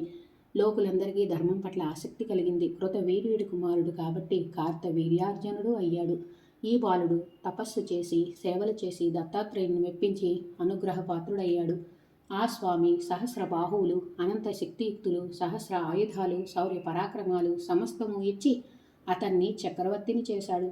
అంతేకాదు, కార్తవీర నామస్మరణ చేస్తే చాలు సకల భయాలు తొలగిపోయేటట్లు నమోస్తు కార్తవీర్యాయ అంటూ తిలపాత్ర దానం చేసిన వారికి సకల పుణ్యాలు కలిగేటట్లు, పోయిన వస్తువులు దొరికేటట్లు దత్త దిగంబరుడు వరాలు ఇచ్చాడు. అలా మహిమాన్వితుడై ఆయుత సంవత్సరాలు భూగోళాన్ని ఏకఛత్రంగా పరిపాలించాడు. అంచేత ధర్మరాజా, ఈ అనంత వ్రతం మహత్యం అంతటిది. అని శ్రీకృష్ణుల వారు అలా నాడు ధర్మరాజుకి ఉపదేశించారు. అదంతా దీపక, నీకు నేను చెప్పాను. కార్తవీర్యుడి తల్లిదండ్రుల కథ, పుత్రుడి కోసం వారి పాటలు విన్నావు కదా, ఇంకా ఏమి కావాలి అన్నాడు వేదధర్ముడు. అనఘావ్రత మహిమ. గురుదేవ, దత్తదేవుని గురించి ఇంకా తెలుసుకోవాలనుంది. ఏం చెప్పాలో నువ్వే నిశ్చయించి ఎరుకుపరచు. ధర్మరాజు శ్రీకృష్ణుడిని ఇంకా ఏం అడగలేదా? అడిగితే శ్రీకృష్ణుడు ఏం చెప్పాడు? ఆ రహస్యాలు తెలుసుకోవాలని ఉంది, కటాక్షించండి. దీపకుడి అభ్యర్థన వేదధర్ముడికి నచ్చింది. తాను చెబుదామనుకుంటున్నదే శిష్యుడు అడిగాడు. సంబరపడి ఇలా ఆరంభించాడు. నాయనా దీపక, శ్రీకృష్ణుడు ధర్మరాజుకి చెప్పిన అనఘావ్రత మహిమను ఆలకించు. ధర్మరాజా, అనసూయ అత్రి దంపతులకు విష్ణు అంశతో దత్తాత్రేయులు వారు జన్మించారు. అతడి ప్రియురాలి పేరు అనఘాదేవి. లక్ష్మీదేవియే అనఘామాత. వీరికి 8 మంది సంతానం. అష్టసిద్ధులే కుమారులుగా అవతరించాయి. ఒకప్పుడు జంబాసురుడి దాటికి తట్టుకోలేక ఇంద్రాది దేవతలందరూ అమరావతిని వదిలి బ్రతుకు జీవుడా అని పలాయనం చిత్తగించారు. సహ్యాద్రి మీద తపస్సు చేసుకుంటున్న దత్తాత్రేయుణ్ణి శరణు వేడారు. వారిని తరుముకుంటూ రాక్షసులు వచ్చారు. దత్తాత్రేయులు వారు అనఘాదేవి సహితుడే యుక్తిగా ఆ రాక్షసులందరినీ సంహరింపచేసి దేవతలను కాపాడాడు. ఇంద్రుడికి సింహాసనం అప్పగించాడు. ఈ దత్త యోగేంద్రుడు యోగ మార్గం అవలంబించి 1000 సంవత్సరాలు తపస్సు చేశాడు. కళ్ళు తెరిచి భూమధ్య స్థానంలో దృష్టి నిలిపి 3000 దివ్య సంవత్సరాలు బ్రహ్మోత్తరం అనే దివ్య తపస్సు చేశాడు. కాష్టంలాగా పర్వత శిలలాగా నిశ్చలంగా నిలబడి ఊర్ధ్వ బాహువై తపస్సు సాగించాడు. యోగ దీక్షలో ఉన్న దత్తాత్రేయుని కార్తవీర్యార్జునుడు భక్తి శ్రద్ధలతో సేవించాడు. దత్తుడు హృదయం గెలుచుకున్నాడు. అనేక దివ్య వరాలు పొందాడు. దివ్యరథం, సహస్ర బాహువులు, సహస్ర ఆయుధాలు ఒకటేమిటి, ఇలా అనేక వరాలు పొందాడు. సప్త ద్వీపావృతమైన యావత్ వసుంధరకు ఏకైక చక్రవర్తి అయ్యాడు. 85,000 సంవత్సరాలు పరిపాలించాడు. భూరి దక్షిణలతో మహావైభవంగా అనేక యజ్ఞాలు చేశాడు. అతడి యజ్ఞ వేదికలు, 50 స్తంభాలు అన్నీ బంగారమే. అతడి ఏలుబడిలో ప్రజలు అపూర్వ సుఖాలు అనుభవించారు. ఏ కష్టం వచ్చి ఏ పౌరుడు తనను తలుచుకున్న కార్తవీర్యార్జునుడు స్వయంగా ప్రత్యక్షమయ్యేవాడు, ఆదుకునేవాడు. ఒక్కసారిగా 7 దీవుల్లోనూ ఎక్కడైనా ఎవరికైనా స్మరిస్తే చాలు ప్రత్యక్షమయ్యేవాడు. తానే పశువుల్ని కాసేవాడు. పర్జన్యుడై వర్షించేవాడు. ఇటువంటి అద్భుత శక్తులు అనేకం అతడికి అందించాడు దత్తస్వామి. యోగ మార్గంలో కూడా నిష్ణాతుణ్ణి చేశాడు. కర్కోటకుణ్ణి తెచ్చి ఈ కార్తవీర్యుడు తన రాజధాని మహిష్మతికి కావలి పెట్టాడు. ఒకరోజు ముచ్చటపడి అంతఃపుర కాంతలతో జలకాలాడుతూ తన 1000 బాహువులు సాచి నర్మదా నది ప్రవాహానికి అడ్డుకట్ట వేశాడు. ప్రవాహాన్ని వెనుకదారి పట్టించాడు. సముద్రాన్ని ఒకసారి అలాగే అల్లకొల్లలం చేశాడు. ముల్లోకాలను గడగడలాడించిన దశకంఠుణ్ణి అవలీలగా బంధించి కారాగారంలో పడేశాడు. ఆ తరువాత పులస్త్య బ్రహ్మ స్వయంగా వచ్చి కార్తవీర్యుణ్ణి బ్రతిమాలి రావణుణ్ణి విడిపించుకు వెళ్ళాడు. ఒక పర్యాయం ఆకలి ఉన్న విప్రుని రూపంలో చిత్రభానుడు అర్థిస్తే అతడికి యావత్ భూగోళాన్ని భిక్షగా సమర్పించాడు ఈ కార్తవీర్యుడు. మొత్తం భూగోళాన్ని అగ్ని బాణ రూపంలో భక్షిస్తుంటే తాను చూస్తూ నిలబడ్డాడు. అప్పుడు వశిష్ఠ మహర్షి తన 1000 సంవత్సరాల తపోదీక్ష నుండి జలసమాధి నుండి యువతలికి వచ్చి పరిస్థితి గమనించి కార్తవీర్యార్జునుని శపించాడు. బ్రాహ్మణ బాలుడైన భార్గవరాముని చేతిలో సంహరింపబడతావు అన్నాడు. దత్తాత్రేయుడి నుండి తాను వరంగా పొందిన మరణ విధానము ఈ శాపము సంపాదించడంతో కార్తవీర్యుడు సంబరపడ్డాడే కానీ దిగులు చెందలేదు. ఇంతటి మహిమాన్వితమైన మహాయోగి కార్తవీర్యార్జునుడు దత్త యోగీశ్వరుని దయవల్ల మత్తే లోకంలో ప్రవేశపెట్టిన ప్రసిద్ధ మహావ్రతం ఈ అనఘాష్టమి వ్రతం. ఆఘము అంటే పాపం. అది మనోవాక్కాయ కర్మలుగా 3 విధాలు. దాన్ని నాశనం చేస్తుంది కనుక అది అనఘావ్రతం. అనఘుడు అంటే దత్తాత్రేయుడు. అనఘ అంటే లక్ష్మీదేవి. అనఘుడు ఉపదేశించింది కాబట్టి అది అనఘావ్రతం. అనఘాదేవిని ఆరాధించేది కాబట్టి అనఘావ్రతం. ఇలా దీనికి 3 విధాలుగా సార్థక్యం వచ్చింది. ఏ తిథినాడు ఏ సమయంలో ఎలా ఈ వ్రతం ఆచరించాలో తెలియచెప్పమని ధర్మరాజు అడిగిన మీదట కృష్ణుడు ఇలా చెప్పాడు. మార్గశిరమాసం కృష్ణపక్షం అష్టమి తిథినాడు ఈ వ్రతం చెయ్యాలి. దర్భలతో అనఘుణ్ణి, అనఘాదేవిని, వారి అష్టపుత్రుల్ని ప్రతికృతులు చెయ్యాలి. మండపంలో నెలకొల్పాలి. వ్రతకర్త ఉదయమే లేచి స్నాన సంధ్యాధికం ముగించుకుని తోరం కట్టుకుని వ్రత దీక్ష స్వీకరించాలి. భక్తి ప్రపత్తులతో ఈ దర్భాకృతులకు షోడశోపచారాలు చెయ్యాలి. ఋగ్వేదోక్త మంత్రాలతో అనఘుడైన విష్ణుమూర్తిని, అనఘైన లక్ష్మీదేవిని ధ్యానించాలి, స్తుతించాలి. హరివంశ సంభవుడైన ప్రద్యుమ్నాది పుత్రవర్గంగా అష్టపుత్రుల్ని భావించాలి. ఆ ఋతువులో దొరికే కంద మూల ఫలాలను, సుగంధ పరిమళ భరితమైన పుష్పాలను వినియోగించాలి. ధూప దీప నైవేద్యాలు సమర్పించాలి. ఆ పైన బంధుమిత్ర పరివారానికి బ్రాహ్మణులకు సమారాధన జరపాలి. మరొకడు ఈ వ్రతాన్ని స్వీకరించేటట్టు చేసి అప్పుడు వ్రత సమాప్తి పలకాలి. అష్టమి నాటి రాత్రి నట నర్తక గాయకుల హరికథా సంకీర్తనంతో భజనలతో జాగరణం చేయాలి. నవమి నాటి ఉదయం అనఘస్వామికి పునః పూజ చేసి నైవేద్యం పెట్టి ఉద్వాసన చెప్పాలి. ఆ పైన ఆ దర్భాకుతుల్ని పత్ర పుష్పాది నిర్మాల్యాన్ని భద్రంగా తీసుకెళ్లి నదిలో కానీ చెరువులో కానీ బావిలో కానీ నిమజ్జనం చేయాలి. ఇలా ప్రతి సంవత్సరము భక్తి శ్రద్ధలతో ఈ వ్రతాన్ని బ్రతికున్నంతకాలము చేస్తే వారికి విష్ణుమూర్తి ప్రసన్నులు అవుతారు. కుటుంబం అన్నిటా అభివృద్ధి సాధిస్తుంది. ఆయురారోగ్య అష్టైశ్వర్య భోగ భాగ్యాలు లభిస్తాయి. 7 తరాలు తరిస్తాయి. పాండవ అగ్రజ, నువ్వు కూడా ఈ వ్రతం ఆచరించు. కార్తవీర్యార్జునుడు అంతటి వాడివి అవుతావు అని శ్రీకృష్ణుల వారు శుభాకాంక్ష పలికి ముగించారు. దీపక, ఇది దత్తదేవుడి కథాగదనం. జంబ దైత్య పరాజితులైన దేవతల్ని దత్తదేవుడు రక్షించడం, అతడి అనఘత్వం, యోగచర్య, భక్తుడైన కార్తవీర్య యోగికి చేసిన వరదానం, ఈ అనఘ తోషణ వ్రతం, ఇలా అన్నీ చెప్పాను. ఇంకా ఏమీ వినాలని అనుకుంటున్నావో నిర్భయంగా అడుగు, చెబుతాను. హాయిగా విందుగాని అని ముగించాడు వేదధర్ముడు. గురుత్తమ, నాదొక చిలిపి సందేహం. మీరు బ్రహ్మాండాది బహుపురాణవేత్తలు కనుక కోపగించుకోకుండా చెబుతారని అడుగుతున్నాను. దత్తాత్రేయుణ్ణి మహర్షి అంటున్నారు, విష్ణుమూర్తి అవతారం అంటున్నారు, యోగులకు యోగి అంటున్నారు. వీటన్నింటికి ఏమైనా పురాణ కాలంలో ఆధారాలు ఉన్నాయా అనేది నా సందేహం. నువ్వు దీనవత్సలుడివి, దయచేసి నా సందేహం తీర్చు. దత్తుడు విష్ణువే. దీపక, మంచి ప్రశ్న వేశావు. దీనికి దీపకంగా నేను చెప్పే సమాధానం అత్యంత శ్రద్ధగా ఆలకించు. దత్తుడు నిశ్చవనుడు, స్తంభుడు, ప్రాణుడు, కశ్యపుడు, ఔర్యుడు, బృహస్పతి అనే 7 మత్స్యపురాణం మహర్షులుగా పేర్కొంది. జేరువుడు, వశిష్ఠపుత్రుడు, స్తంభుడు, కశ్యపుడు, ప్రాణుడు, బృహస్పతి, దత్తుడు, నిశ్చవనుడు అనే 7 మహర్షులు అంటోంది వాయుపురాణం. స్వారోచిష మన్వంతరంలో వీరి పేర్లు వినిపిస్తే దేవతలు సైతం సంబరపడేవారట. ఇది దత్తాత్రేయుని మహర్షిత్వానికి పౌరాణిక నిదర్శనం. ఇంకా అవతార విషయకంగా ప్రమాణం చూపుతున్నాను, ఆలకించు. మత్స్యపురాణంలో నారద మహర్షికి ప్రమదగణ ప్రథముడైన నందీశ్వరుడు విభూతి ద్వాదశి వ్రతం గురించి వివరిస్తూ ప్రతిమాసమూర్తి వేదన పూజగా విష్ణుమూర్తికి 12 అవతారాలను చెప్పాడు. దత్తాత్రేయుణ్ణి ముసల సమన్వితుడైన వ్యాసుణ్ణి అదనపు అవతారాలుగా పరిగణించి నెలకొక్కరుగా 12 మందిని 12 నెలలు ఆరాధించాలని విభూతి ద్వాదశి వ్రతం సారాంశం ఉపదేశించాడు. శ్రీమద్భాగవతం ఏకాదశ స్కందం 4 అధ్యాయంలో నిమి చక్రవర్తికి ద్రుమిలుడు విష్ణుమూర్తి మహిమలను చెబుతూ జగత్ కళ్యాణం కోసం అతడు హంస, దత్త, సనత్కుమార, వృషభాధ్యావతారాలు ధరించాడని పలికాడు. ఇదే భాగవతంలో 6వ స్కందం 8వ అధ్యాయంలో నారాయణ కవచం చెప్పబడింది.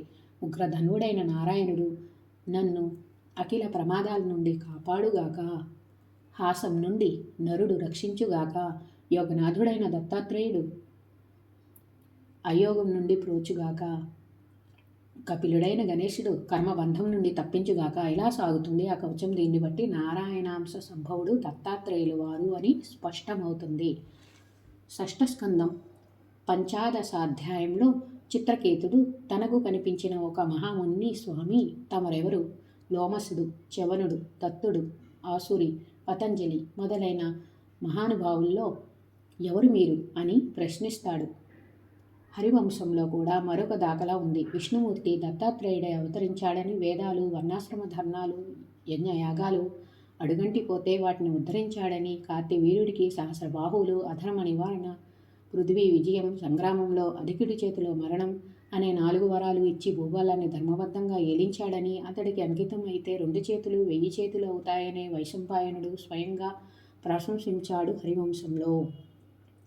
దీపక, తెలిసింది కదా దత్తాత్రేయుడి మహర్షిత్వము, అవతార తత్వమును. అంచేత చిలిపి సందేహాలన్నీ వదిలేసి బుద్ధిగా దత్తదేవుణ్ణి ఆరాధించు అన్నాడు వేదధర్ముడు. గురుత్తమ, నిజంగా ఇది నాకు కలిగిన సందేహం కాదు.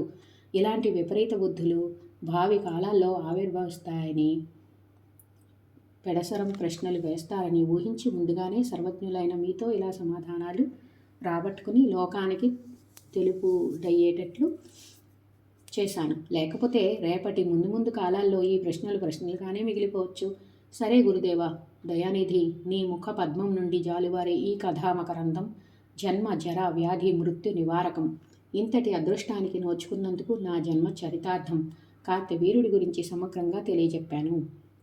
అంతటి వారిని అవలీలగా చేయించిన భార్గవరాముని గురించి కూడా ఇంకా ఇంకా తెలుసుకోవాలని ఉంది. అనుగ్రహించండి. నాయనా దీపక, నేను చెబుదామని అనుకుంటున్నదే నువ్వు అడిగావు. భారతంలో వ్యాసమునీంద్రుడు రచించిన భార్గవ రామచరిత్రను క్లుప్తంగా చెబుతాను, ఆలకించని వేదధర్ముడు ఇలా చెప్పనారంభించాడు. భార్గవరాముని చరిత్ర. మాయాద్యూతంలో సర్వస్వాన్ని కోల్పోయిన ధర్మరాజు అనుద్యూతం కూడా ఆడి కట్టుబట్టలతో తమ్ములతో ధర్మపత్నితో వనవాసానికి బయలుదేరాడు. మరికొందరు హితులు సన్నిహితులు మునులు వారి వెంట నడిచారు. అరణ్యాల్లో పుణ్యక్షేత్రాలను సందర్శిస్తూ పుణ్యతీర్థాల్లో స్నానాలు చేస్తూ ఆశ్రమవాసులకు నమస్కరించి దీవెనలు పొందుతూ వనవాసం గడుపుతున్నారు. కొంతకాలానికి మహేంద్ర పర్వతం మీద భార్గవరాముని ఆశ్రమం చేరుకున్నారు. పాండవులు అక్కడి పుణ్యతీర్థాల్లో పవిత్ర స్నానాలు చేసి దేవర్షి పితృ తర్పణ విధులు నిర్వహించారు. రోమస మహర్షి మార్గదర్శకత్వంలో అక్కడి ఆశ్రమాలను అక్కడి ఋషులను సందర్శించారు. ఆశీస్సులు పొందారు. భృగు, అంగీరస, వాసిష్ఠ, కాశ్యప, అకృత, వ్రణాది మహర్షులను దర్శించి సంబరపడిన ధర్మరాజు భార్గవరాముని ఆశ్రమం అయితే కనిపించింది కానీ ఆ మహర్షి దర్శన భాగ్యం లభించలేదు. ఈ జన్మకి నాకు ఆ అదృష్టం ఎప్పుడో అని తన అభిలాషను ఆ మహర్షుల ముందు ప్రకటించాడు. అది విన్న అకృత వ్రణుడు, ధర్మజ, మీ రాక భార్గవరామునికి ముందే తెలుసు. మీరంటే చాలా ఇష్టం కనుక దర్శనం ఇస్తాడు. సాధారణంగా అష్టమికి చతుర్దశికి ఈ ఆశ్రమానికి వస్తాడు. ఈ రాత్రి గడిస్తే రేపు చతుర్దశి కాబట్టి మీరు ఇక్కడ ఉండగలిగితే రేపే భార్గవరాముని సందర్శించవచ్చు అన్నాడు. దీనికి సంబరపడి ధర్మజాదులందరూ ఆ రాత్రికి అక్కడే ఆగిపోయారు. అతిథి మర్యాదలన్నీ అయ్యి అందరూ తీరి కూర్చున్నాక ధర్మరాజు మెల్లగా భార్గవరాముని ప్రస్తావన తెచ్చాడు. అకృతివ్రణ, నువ్వు భార్గవరాముని అనుచరుడివి. ఆ మహాబల పరాక్రమశాలి చేసిన ప్రతి పనికి నువ్వు ప్రత్యక్ష సాక్షివి. అంచేత భార్గవరాముని పూర్వ వృత్తాంతంలో నీకు తెలియంది లేదు. ఆ మహానుభావుడు 7 మార్లు మా క్షత్రియులందరినీ ఏ ప్రకారంగా జయించాడు, ఏ కారణంగా జయించాడు, ఈ వివరాలు యథాతథంగా వాస్తవ రూపంలో తెలుసుకోవాలని నా కోరిక. అందుకు నువ్వొక్కడివే సమర్థుడివి. దయచేసి నన్ను కృతార్థుణ్ణి చెయ్యి అని అభ్యర్థించాడు. ధర్మసంభవ భృగువంశంలో జమదగ్ని కుమారుడుగా పుట్టి భార్గవరాముడు జామదగ్నుడు అనే పేరు పొంది అతి వజ్రాయుధమైన గండ్రగొడ్డలిని ధరించి పరశురాముడై మహావీరుడిగా విఖ్యాతి పొందిన ఆ మహానుభావుడి చరిత్ర చెబుతాను, ఆలకించు. హైహై వంశంలో పుట్టిన కార్తవీర్యార్జునుడు భార్గవరాముని చేతిలో నిహతుడయ్యాడు. అతడికి 1000 చేతులుండేవి. దత్తాత్రేయ ప్రసాదం వల్ల దివ్య కాంచన విమానం ఉండేది. అతడి రథము అటువంటిదే. దాని గమనానికి అడ్డు ఆపు లేదు. ఆ రథం అధిరోహించి సమస్త భూపాలకుల్ని ఓడించి సామంతుల్ని చేసుకున్నాడు. 7 ద్వీపాల వసుంధరను మొత్తం తన ఏలుబడిలోకి తెచ్చుకున్నాడు. అహంకరించి దేవతలను, యక్షులను, ఋషులను, సమస్త భూతాలను పీడించసాగాడు. భరించలేక దేవతలు, ఋషులు కలిసి వెళ్ళి విష్ణుమూర్తికి మొరపెట్టుకున్నారు. కార్తవీర్యుని సంహరించు, మమ్మల్ని రక్షించు అని వేడుకున్నారు. ఇంద్రుడు కూడా తన చేదు అనుభవం ఒకటి చెప్పాడు. శచీ సమేతుడై నందనంలో విహరిస్తున్న తన్ను దివ్య విమానం మీద అటువైపు వచ్చిన కార్తవీర్యార్జునుడు అవమానించాడని, అతడి ఆగడాలు మితిమీరిపోయాయని, ఇక ఉపేక్షింపరాదని విన్నవించాడు. విష్ణుమూర్తి అందరి వేదనలు విన్నాడు. ఆలోచిస్తాను, వెళ్ళిరండి అని పంపించాడు. తాను బయలుదేరి తన భద్రకావనం చేరుకున్నాడు. ఇదే కాలంలో కాన్యకుబ్జాన్ని గాధి అని ఒక మహారాజు పాలిస్తున్నాడు. అతడు మహాబలశాలి, పరాక్రమశాలి. పరిపాలనా బాధ్యతల్ని మంత్రులకి అప్పగించి అతడు కొంతకాలం సతీ సమేతుడై వనవాసం చేశాడు. ఆ సమయంలో ఆ రాజు దంపతులకు ఒక ఆడపిల్ల పుట్టింది. సత్యవతి అని పేరు పెట్టాడు. దినదిన ప్రవర్ధమాన అయ్యింది. అప్సరసలను తలదన్నే సౌందర్యం, అందానికి తగిన గుణసంపద. భార్గవంశంలో పుట్టిన రుచికుడు సత్యవతిని చూసి ముచ్చటపడ్డాడు. తనకిచ్చి వివాహం చేయమని గాది దంపతుల్ని అభ్యర్థించాడు. సంసిత వ్రతుడైన ఆ బ్రాహ్మణుల్ని చూసి తన కులాచారం వెల్లడించాడు. గాది శరీరమంతా తెల్లగా ఉండి ఒక్క చెవి నల్లగా ఉండే 1000 గుర్రాలు కన్యాశుల్కంగా ఇచ్చి సత్యవతిని పరిణయమాడు అని అన్నాడు. శుల్కం తీసుకోకుండా కన్యాదానం చేయడం మా కులాచారం కాదని చెప్పి కాన్యకుబ్జానికి వెళ్ళిపోయాడు. రుచికుడు వరుణుణ్ణి అడిగి అటువంటి 1000 గుర్రాలు పొందాడు. అవి కాన్యకుబ్జం చెంత గంగా నుండి పైకి వచ్చాయి. అప్పటి నుంచి ఆ రేవుకి అశ్వతీర్థం అనే పేరు స్థిరపడింది. ఆ గుర్రాల్ని గాదికి అందించి రుచీకుడు సత్యవతిని అగ్నిసాక్షిగా సొంతం చేసుకున్నాడు. కానీ కుబ్జంలోనే ఉండి రాజభోగాల్లో శృంగార క్రీడల్లో మునిగి తేలుతున్నాడు. ఇలా ఉండగా ఒక రోజున రుచీకుడు తండ్రి భృగు వచ్చాడు. కొడుకుని కోడల్ని వారి అన్యోన్య దాంపత్యాన్ని చూసి సంతోషించాడు. కోడలు చేస్తున్న ఉపచారాలకి సంబరపడ్డాడు. భృగువును ఉన్నత ఆసనం మీద అర్చించి ఆ దంపతులు వినయంగా అతడికి చేరువలో నేల మీద కూర్చున్నారు. సత్యవతి, నీ గుణగణాలకు సంతోషించాను. ఏదైనా వరం కోరుకో, ఇస్తాను అన్నాడు భృగువు. తనకు తన తల్లికి పుత్ర సంతానం కలిగేటట్లు వరం ఇమ్మంది సత్యవతి. భృగువు తదాస్తు అన్నాడు. ఋతు స్నాతవై నువ్వు మేడి చెట్టును కౌగిలించుకో. ఇదిగో ఈ హవిస్సును చెరువు భుజించు. ఇలాగే నీ తల్లి రావి చెట్టును కౌగిలించుకోవాలి, ఆ చెరువును ఆరగించాలి. భద్రంగా పట్టుకు వెళ్ళి దీన్ని మీ తల్లికి అందించు అని చెప్పి 2 చెరువులు కోడలికి ఇచ్చాడు. తన దారిని తాను వెళ్ళిపోయాడు. తల్లి కూతురు తాము కౌగిలించుకోవాల్సిన తరువులను, భుజించవలసిన తరువులను పొరపాటును తారుమారు చేసుకున్నారు. దీన్ని గమనించిన భృగు మళ్ళీ వచ్చి జరిగిన పొరపాటును కోడలికి తెలియచెప్పాడు. ఇందువల్ల నీకు పుట్టే బ్రాహ్మణుడు క్షత్రియాచారవంతుడు అవుతాడు. నీ తల్లికి జన్మించే క్షత్రుడు బ్రాహ్మణాచారవంతుడు అవుతాడు. ఇంతకన్నా ప్రమాదం ఏమీ లేదులే అని కోడల్ని ఓదార్చాడు. అయితే ఇది సత్యవతికి నచ్చలేదు. తన కొడుకు బ్రాహ్మణాచారపరుడే కావాలని, క్షత్రియ ఆచారాన్ని తరువాత తరానికి అంటే మనుమడికి సంక్రమించేటట్లు చేయమని అభ్యర్థించింది. తదాస్తు అన్నాడు భృగుమహర్షి. కొంతకాలానికి సత్యవతి గర్భం ధరించి మగబిడ్డను ప్రసవించింది. జమదగ్ని నామకరణం చేశారు. అతడు చతుర్వేదాలను అభ్యసించి శాస్త్రాలను స్వాధీనం చేసుకుని మహా తేజస్వి అయ్యాడు. మహా తపశ్శాలి అయ్యాడు. ప్రసేనజిత్తు కూతురు రేణుకాదేవిని వివాహం చేసుకున్నాడు. వీరికి వసుమంతుడు, సుషేనుడు, వసువు, విశ్వావసువు, రాముడు అని 5 కుమారులు కలిగారు. ఒకరోజు రేణుకాదేవి స్నానానికి వెళ్ళింది. ఆ సరోవరంలో మూర్తికావతక పట్టణాధిపతి చిత్రరథుడు తన భార్యలతో జలక్రీడలు ఆడుతున్నాడు. రేణుకాదేవి కొంచెం సేపు నిలబడి వాళ్ళని చూసింది. తాను అలాంటి జలకేలికి ముచ్చటపడింది. వెంటనే మనస్సును నిగ్రహించుకుంది. స్నానం ముగించుకుని త్వరగా ఆశ్రమం చేరుకుంది. ఆలస్యానికి జమదగ్ని మండిపడతాడని భయపడుతూనే ఉంది. ఆశ్రమంలోకి అడుగుపెట్టిన రేణుకను మహర్షి తేరిపారా చూశాడు. ముఖంలో భ్రామ్యకళ లోపించడాన్ని గుర్తించాడు. ఆగ్రహోదగ్రుడు అయ్యాడు. సమత్కుశల కోసం అడవికి వెళ్ళిన 4 కొడుకులు అదే సమయానికి తిరిగి వచ్చారు. వాళ్ళని చూసి మీ తల్లిని సంహరించండి అని ఒక్కొక్కరికి పేరు పేరున ఆజ్ఞాపించాడు జమదగ్ని. అయితే ఆ కుమారులు కన్నతల్లిని సంహరించడానికి మనసొప్పక స్థానువులై నిలబడిపోయారు. దీంతో జమదగ్నికి క్రోధం రెట్టింపోయింది. నా మాట వినలేదు కాబట్టి మీరు 4 ఈ అరణ్యంలో మృగాల్లాగా, పక్షుల్లాగా జడ జీవితం గడపండి అని శపించాడు. అంతలోకి పరశురాముడు వచ్చాడు. జమదగ్ని అతడికి అదే ఆజ్ఞ ఇచ్చాడు. పాపశీల, నీ తల్లిని సంహరించమన్నాడు.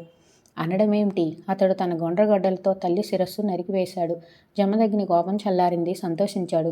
భార్గవరామ, వరాలు కోరుకో, ఇస్తాను అన్నాడు. తల్లి పవిత్రురాలై పునర్జీవించాలని, ఈ శిరఖండన వృత్తాంతం ఆమెకు గుర్తు ఉండకూడదని, సోదరులు 4 శాప విముక్తులు కావాలని, తనకు మాతృ హనన దోషం అంటకూడదని, రణరంగంలో ఆ ప్రతిహత శక్తి దీర్ఘాయువు తనకు కావాలని రాముడు కోరుకున్నాడు.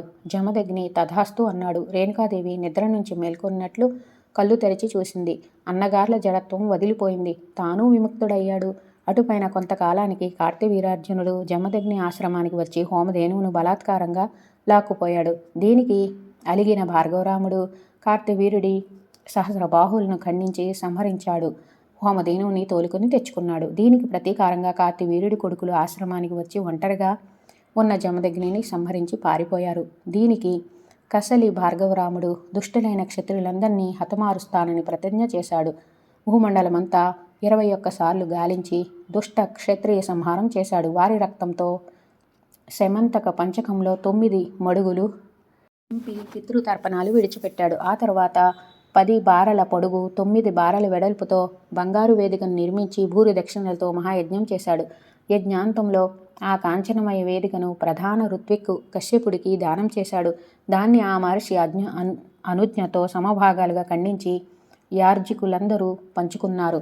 అప్పటి నుండి ఆ బ్రాహ్మణులకు ఖండ వాయునులని పేరు ఏర్పడింది. క్షత్రియ సంహారం చేసి స్వాయత్తం చేసుకున్న భూగోళాన్ని కూడా బ్రాహ్మణులకు పంచిపెట్టాడు. సరస్వతీ నదిలో అపభృత స్నానం చేశాడు. కల్మశాలన్నీ తొలగించుకున్నాడు. ఈ మహేంద్ర పర్వతం మీద నివాసం ఏర్పరచుకుని ప్రశాంత చిత్తంతో తపస్సు చేసుకుంటున్నాడు అని అకృత బ్రాహ్మణుడు భార్గవరామ కథను ముగించాడు. అప్పటికి తెల్లవారింది. చతుర్దశి వచ్చింది. భార్గవరాముడు వచ్చాడు. ధర్మజాదులు ఆ మహర్షిని దర్శించి భక్తి ప్రపత్తులతో పాదపూజలు చేశారు. భార్గవుడు కూడా వారినందరినీ ఆదరించి ఆ రోజుకి తన ఆశ్రమంలోనే ఆతిథ్యమిచ్చి మర్నాడు వీడుకోలు పలికాడు. తాను దక్షిణాభిముఖంగా వెళ్ళిపోయాడు. దీపక, విన్నావు కదా, శ్రీమన్నారాయణుడు దత్తరూపంలో వరాలిచ్చి కార్తవీర్యార్జునుని మహావీరుణ్ణి చేసి అతడు కోరుకున్నట్లే అధిక వీరుడై విప్రుడై భార్గవరాముడై వచ్చి అతన్ని సంగ్రామంలోనే సంహరించాడు. నాయన, ఇది విష్ణోచరిత మధుృతం. సంక్షేపంగా చెప్పాను అని వేదధర్ముడు ముగించాడు. గురుదేవ, దత్తాత్రేయుడు సాధ్యజాతి దేవతలు వచ్చి అడిగితే ఇహపరాలకు ఉపకరించే శమధమాదుల్ని నీతుల్ని ఉపదేశించాడని విన్నాను. వాటిని తమరు నాకు కూడా ఉపదేశించవలసిందిగా కోరుతున్నాను. దీపక, జ్ఞానకళా స్వరూపుడు స్వయంభువు అయిన పరమేశ్వరుడే అత్రిపుత్రుడిగా అవతరించాడు. అతడు జ్ఞానఘనుడు, సాక్షాత్ జగద్గురుడు. అతడు దేవతలకు, సిద్ధులకు, సాధ్యులకు, మనుష్యులకు అందరికీ అతడే పరమగురువు. జ్ఞాన, యోగ, తపో, యమ, నియమ, సమాధి మార్గాల్లో ఎవరు ఏ మార్గంలో సాధన చేసినా సేవించినా దత్తాత్రేయ సద్గురుని అనుగ్రహం పొందుతారు. ఆయనే అందరికీ మార్గము, గమ్యమును. సంసార సాగరాన్ని తరించి కృతార్థత పొందాలంటే ఈ సద్గురుపాసన ఒక్కటే సాధనం. అంచేత సాధ్యజాతి దేవతలు సైతం దత్తాత్రేయుని ఆశ్రయించి భక్తి, జ్ఞాన, యోగాది రహస్యాలనే కాక తమకు కావలసిన లౌకిక విషయాలన్నింటినీ అడిగి తెలుసుకుని వెళుతుంటారు. అలా ఒక సందర్భంలో దత్తాత్రేయులు వారు సాధులకు చేసిన నీతి ప్రబోధాలను ఒకానొక సందర్భంలో విదురుడు ధృతరాష్ట్రుడికి వినిపించాడు. వాటిని ఆ ఇద్దరి సంభాషణగా నీ ముందు ఉంచుతాను, గ్రహించుకో అని వేదధర్ముడు ఇలా ప్రవచించాడు. విదుర నీతి. ధృతరాష్ట్ర, నీ పెద్ద కొడుకు దుర్యోధనుడు నీతి తప్పి ప్రవర్తిస్తున్నాడు. నువ్వు చూస్తూ ఊరుకుంటున్నావు. ఇది కులానికి చేటు తెచ్చిపెడుతుంది. కనుక త్వరగా మేల్కొని నీ పెద్ద కొడుక్కి తగిన బుద్ధులు నేర్పు. విదురా, నువ్వు జ్ఞానివి, సకల నీతి శాస్త్రవేత్తవు. దుర్యోధనుడికి ఏం నీతులు నేర్పాలో ముందుగా నువ్వు నాకు ఉపదేశించు. వాటిని వారికి బోధిస్తాను. ఆ పైన ఏది జరగాలో అది జరుగుతుంది. ధృతరాష్ట్ర, సరే అయితే ఆలకించు. పూర్వకాలంలో దత్తయోగేంద్రుడు సాధ్యజాతి వారికి ఉపదేశించిన కొన్ని గొప్ప నీతులు ఉన్నాయి. వాటిని నీకు ఉపదేశిస్తాను, శ్రద్ధగా ఆలకించని విదురుడు ఆరంభించాడు. ముందుగా మనస్సుకి సంస్కృతం అలవర్చాలి. దాంతో శమధమాదులు, సత్యము, ధృతి అలవడతాయి. వాటి వల్ల హృదయ గ్రంథి విడుతుంది, అరిషద్వర్గం అంతరిస్తుంది. క్రోధాన్ని క్రోధంతో జయించలేం, సహనంతో, ఓర్పుతో జయించగలం. క్రోధం అనేది అన్ని అనర్థాలకు మూలకందం. ఎవడి క్రోధం వాడినే దహించేస్తుంది. వాడి పూర్వ జన్మార్జిత సుకృతాలను కూడా నాశనం చేస్తుంది. అంచేత అందరూ తితిక్ష అలవర్చుకుని క్రోధాన్ని అదుపు చేసుకోవాలి. అలాగే ఏ మనిషి ఆక్రోశి కాకూడదు, అవమాని కాకూడదు, మిత్రద్రోహి కాకూడదు, నీచోపసేవి కాకూడదు, దురభిమాని కాకూడదు, హీనవృత్తుడు కాకూడదు. రూక్షంగా, పరుషంగా మాట్లాడే అలవాటును క్రమేపీ ప్రయత్నపూర్వకంగా వదులుచుకోవాలి. ఇది హృదయాలను, మర్మాలను, అస్థికలను సైతం దహించి వేస్తుంది. ఇటువంటి వాక్పారుష్య రూప మహాపాపాన్ని రాములందరూ వెంటనే వదిలిపెట్టి దానికి ఆమడల దూరం తొలగిపోవాలి. ఈటెల్లాంటి మాటలతో ఎదుటివారి హృదయాలను తూట్లు పొడిచే మానవుణ్ణి లక్ష్మీ సరస్వతులు ఆ క్షణంలోనే పరిత్యజిస్తాయి. దరిద్ర దేవత వాడి ముఖంలో స్థిర నివాసం ఏర్పరచుకుంటుంది. నిప్పులు కక్కుతున్న వాగ్బాణాలతో ఎవరు ఎంతగా హింసించినా చలించని వాడు, గుండెలు దహించుకుపోనేవాడు నిజమైన యోగి. అతడు తన సుకృతాన్ని ఇంతకింతగా పెంచుకుంటున్నాడని గ్రహించు. అంబికేయ, వస్త్రాలకు రంగులు అంటుకున్నట్లే మనుషులకు గుణాలు అంటుకుంటాయి. సజ్జనుణ్ణి సేవిస్తే సజ్జనత్వం, దుర్జనుణ్ణి సేవిస్తే దుర్జనత్వం, తపస్విని సేవిస్తే తపస్విత్వం, చోరుణ్ణి సేవిస్తే చోరత్వం క్రమంగా సంక్రమిస్తాయి. 6 నెలల సావాసంతో వీరు వారవుతారని లోకోక్తి. నిందించిన వాణ్ణి తాను నిందించకుండా, మరొకరితో నిందింప చెయ్యకుండా, తనను కొట్టిన వాణ్ణి తాను కొట్టకుండా, కొట్టించకుండా, తనకు ద్రోహం చేసిన వాడికి తాను ద్రోహం చేయకుండా, చేయించకుండా జీవించే వాడికి ఏ పాపమూ అంటదు. దేవతలు మెచ్చి స్వయంగా ఎదురువచ్చి అతన్ని తమ లోకానికి తీసుకువెళ్తారు. రాజా, వ్యాహృతాత్ శ్రేయ ఆహు. మాట్లాడటం కన్నా మౌనం ఎప్పటికీ శ్రేయదాయకమన్నారు. ఒకవేళ మాట్లాడాల్సి వస్తే సత్యమే పలకాలి. అది 2 రెట్లు మంచిది. అది ప్రియం కూడా అయ్యేట్లు మాట్లాడగలిగితే 3 రెట్లు మంచిది. సత్యము ప్రియమే కాక ధర్మబద్ధం కూడా అయ్యేట్లు పలకగలిగితే అది 4 రెట్లు మంచిది. మనిషి ఎవరిని జత చేర్చుకుంటాడో, ఎవరితో జతగడతాడో, తానెటువంటి వాడు కాదలుచుకున్నాడో దాన్ని బట్టి మార్పులు వస్తాయి. అటువంటి వాడు అవుతాడు. ఏ ఏ విషయాలను నివర్తించగలుగుతాడో తాను ఆయా విషయాల నుంచి విముక్తుడవుతాడు. ఇలా క్రమంగా అన్నింటినీ నివర్తించుకోగలిగిన వాడికి అనుమాత్రమైన దుఃఖం ఉండదని తెలుసుకో. ఇదొక నిరంతర సాధన. దుఃఖాన్ని జయించే ఏకైక మార్గం నింద, ప్రశంసలు రెండింటినీ సమానంగా చూడగలిగినవాడు ఒకరిని జయించడు, ఒకరికి తాను ఓడిపోడు, ఒకరిని శత్రువు అనుకోడు, ఒకడికి తాను శత్రువు కాదు. ఇటువంటి వాడికి సుఖదుఖాలు అంటవు. అందరికీ మంచి జరగాలని, ఎవ్వరికీ కీడు జరగకూడదని కోరుకునేవాడు, మృదు స్వభావం కలవాడు, అంతర్బహింద్రియాలను నిగ్రహించినవాడు అతడు ఉత్తమ పురుషుడంటే.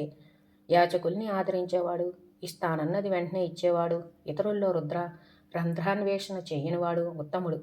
ఇక దుష్టుడు ఎలా ఉంటాడంటే ఎవరు ఏ మంచి పని చెప్పినా వినడు, పరుల్ని శంకించడం, తనని తాను శంకించుకోవడం, నిత్య శంకితుడుగా ఉంటాడు. మిత్రుల్ని ఉత్త పుణ్యానికి దూరం చేసుకుంటాడు, అంతరాత్మను చంపుకుంటాడు, కోప వివశుడుగా ఉంటాడు, ఇతరులు చేసిన మేలుని ఆ నిమిషంలోనే మరిచిపోతాడు. ఇవి దుష్టుడి లక్షణాలు. వీణ్ణి అధమ పురుషుడంటారు. శ్రేయస్కాముడు ఎప్పుడూ తనకంటే ఉత్తముల్నే సేవించాలి. కాలానుగుణంగా అవసరమైతే మధ్యములను కూడా సేవించవచ్చు, అంతేగాని అధముల్ని చస్తే సేవించకూడదు. లోకంలో ఒక్కొక్కసారి అధములు కూడా బాగా ధనం ఆర్జిస్తారు. తెలివితేటలనండి, బలమనండి, పౌరుషమనండి, ఏదో ఒకటి ఉపయోగించి బాగా కూడబెడతారు. అంత మాత్రాన సంఘంలో అతడు ప్రశంసాపాత్రుడు కాడు, పెద్దల సరసన కూర్చోలేడు. దత్తాత్రేయ స్వామి అందించిన ఈ నీతి వాగామృతాన్ని ఆస్వాదించి సాధ్యులు స్వామి దగ్గర సెలవు తీసుకున్నారు. ఈ నీతుల్ని నీ పెద్ద కొడుక్కి బోధించి దారిలో పెట్టుకో అని విదురుడు ధృతరాష్ట్రుణ్ణి హెచ్చరించాడు. దీపక, విన్నావు కదా, ఇవి ఇహపర సాధకాలైన నీతి వాక్యాలు. ఇంకా చాలామంది ఇలాగా దత్తుణ్ణి ఆశ్రయించి సంశయాలు తొలగించుకుని సన్మార్గాలు అలవరుచుకుని జీవన్ముక్తులైన వారు ఉన్నారు. పరమాత్మగా ధ్యానించి ఔనర్భవమైన ముక్తిని పొందుతున్నవారు ఉన్నారు. మరింకా ఏమి వినాలనుకుంటున్నావో అడుగు, చెబుతాను అన్నారు వేదధర్ముడు. గురుత్తమ, అత్రిపుత్రుడి మహత్యాలు ఇంకా వినాలి అన్నదొక్కటే నా కోరిక. ఎంతకీ తనివి తీరడం లేదు. భరత వంశంలో ఆయువుకి దత్తానుగ్రహం వల్లనే నహుషుడు జన్మించాడని, ఆ యోగీంద్రుణ్ణి ఆరాధించి శత్రువుల్ని జయించి చక్రవర్తి అయ్యాడని క్లుప్తంగా విన్నాను. ఇది కాస్త వివరంగా ఈ శిష్యుడికి వినిపించి హృదయ జ్ఞానాన్ని వికసింపచేయండి. దీపక, నువ్వు ధన్యుడవు కావడమే కాదు, నీ తల్లిదండ్రులను సైతం ధన్యుల్ని చేస్తున్నావు, పితృదేవతల్ని తరింపచేస్తున్నావు. నువ్వు సంపాదించుకుంటున్న ఈ పుణ్యకథా శ్రవణ ఫలం అంతటిది. అంతేకాదు, అడిగి నాతో వీటిని చెప్పించి నన్ను కూడా ధన్యుణ్ణి చేస్తున్నావు. నాయనా, నీలో ఇంకొక సుగుణం నాకు మరీ నచ్చింది. ప్రతి కథను నేను చెబుతున్నంత శ్రద్ధగాను వింటున్నావు. ఏదైనా ఒకటి మునుపు విన్నదే మళ్ళీ ప్రస్తావనకు వచ్చినా నన్ను ఆనందపరచడం కోసం ఇదే మొదటిసారి అన్నంత శ్రద్ధగా వింటున్నావు. ఇలాంటి శ్రోత దొరకడం చాలా అదృష్టం. పైగా కథ కూడా అటువంటిది. వేణ వృత్తాంతం. అనగనగా ఒక పక్షిరాజు. అతడి పేరు కుంజలుడు. అతడికి 4 కొడుకులు. శౌర్య వీర్య బలోన్మత్తులు, గరుత్మంతుడితో సమానులు. వీరిలో పెద్దవారి పేరు కపింజలుడు. ఈ 4 ప్రతిరోజు 4 దిక్కులకి వెడతారు, సంచరిస్తారు, సాయంకాలానికి తిరిగి వస్తారు. తాము కన్నవి విన్నవి వింతలు విడ్డూరాలు ముసలి తండ్రికి వినిపిస్తుంటారు. భోజనాల సమయంలో తండ్రితో వీరికి ఇదొక మంచి కాలక్షేపం. ఆ తండ్రి కూడా అడిగి అడిగి విశేషాలు తెలుసుకుంటూ ఉంటారు. ఒకరోజు సాయంకాలం కపింజలుడు పట్టరాని ఆనందంతో తిరిగి వచ్చి తండ్రికి సవినయంగా నమస్కరించి, తండ్రి, ఈరోజు నేనొక వింత చూశాను.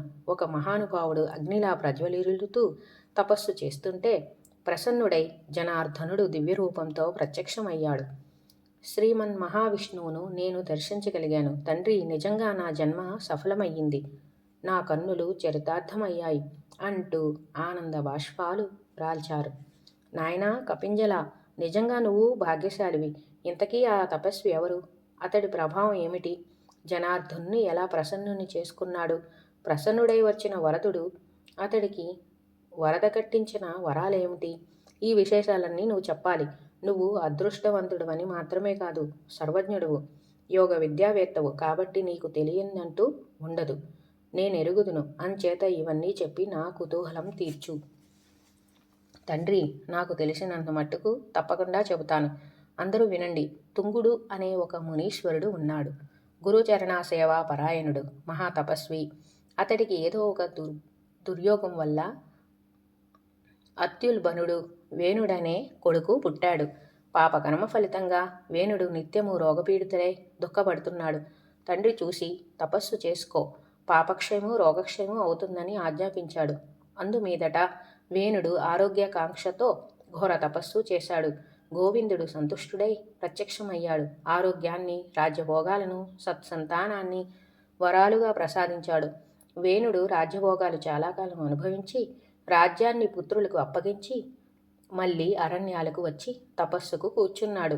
తీవ్రంగా తపస్సు సాగించాడు. గోవిందుడు గరుడవాహనం మీద మళ్ళీ ప్రత్యక్షమయ్యాడు. దేవదేవ, జనార్దన, శంఖ చక్ర గదాధర, నువ్వు ఈ భూలోకంలో చాలా అవతారాలు ధరించావు. అన్నీ విఖ్యాతి పొందాయి. కానీ దత్తాత్రేయ అవతారం వాటిలోకెల్లా విఖ్యాతమైనది, ప్రత్యక్షమైనదిను. ఈ అవతారంలో ఎందరెందరో రాజులను సంకట పరిస్థితుల నుంచి ఉద్ధరించావు. అలా నీతో ఉద్ధరింపబడిన ఒక రాజు కథ నీ ముఖత వినాలని నా కోరిక. ఇంతకు మించి నేను వేరే కోరే వరాలు ఏమీ లేవు. నన్ను అనుగ్రహించు. నహుష వృత్తాంతం. తుంగపుత్ర, వేన తపస్వి ఆయు అని ఒక సార్వభౌముడున్నాడు. సత్యధర్మపరాయణుడు, తపో యశో బలాలతో ఇంద్ర సమానుడు. దాన ధర్మాలతో, యజ్ఞయాగాలతో, నియమనిష్టలతో, పుణ్యకార్యాలతో పవిత్రంగా ఏకఛత్రంగా రాజ్యాన్ని పరిపాలిస్తున్నాడు. చంద్రవంశానికి విభూషణంగా భూలోకంలో కీర్తి ప్రతిష్టలు గడించాడు. అయితే ఎంతకాలానికి ఆ దంపతులకు సంతానం కలగలేదు. ఆయు ఎంతగానో దిగులు చెందాడు. దత్త యోగేంద్రుడి మహిమ విని ఒక మంచి రోజున హుటాహుటిన బయలుదేరాడు. సహ్యాద్రి చెంగట దత్తాశ్రమం చేరుకున్నాడు. అల్లంత దూరంలో దత్తాత్రేయులు వారు కనిపించారు.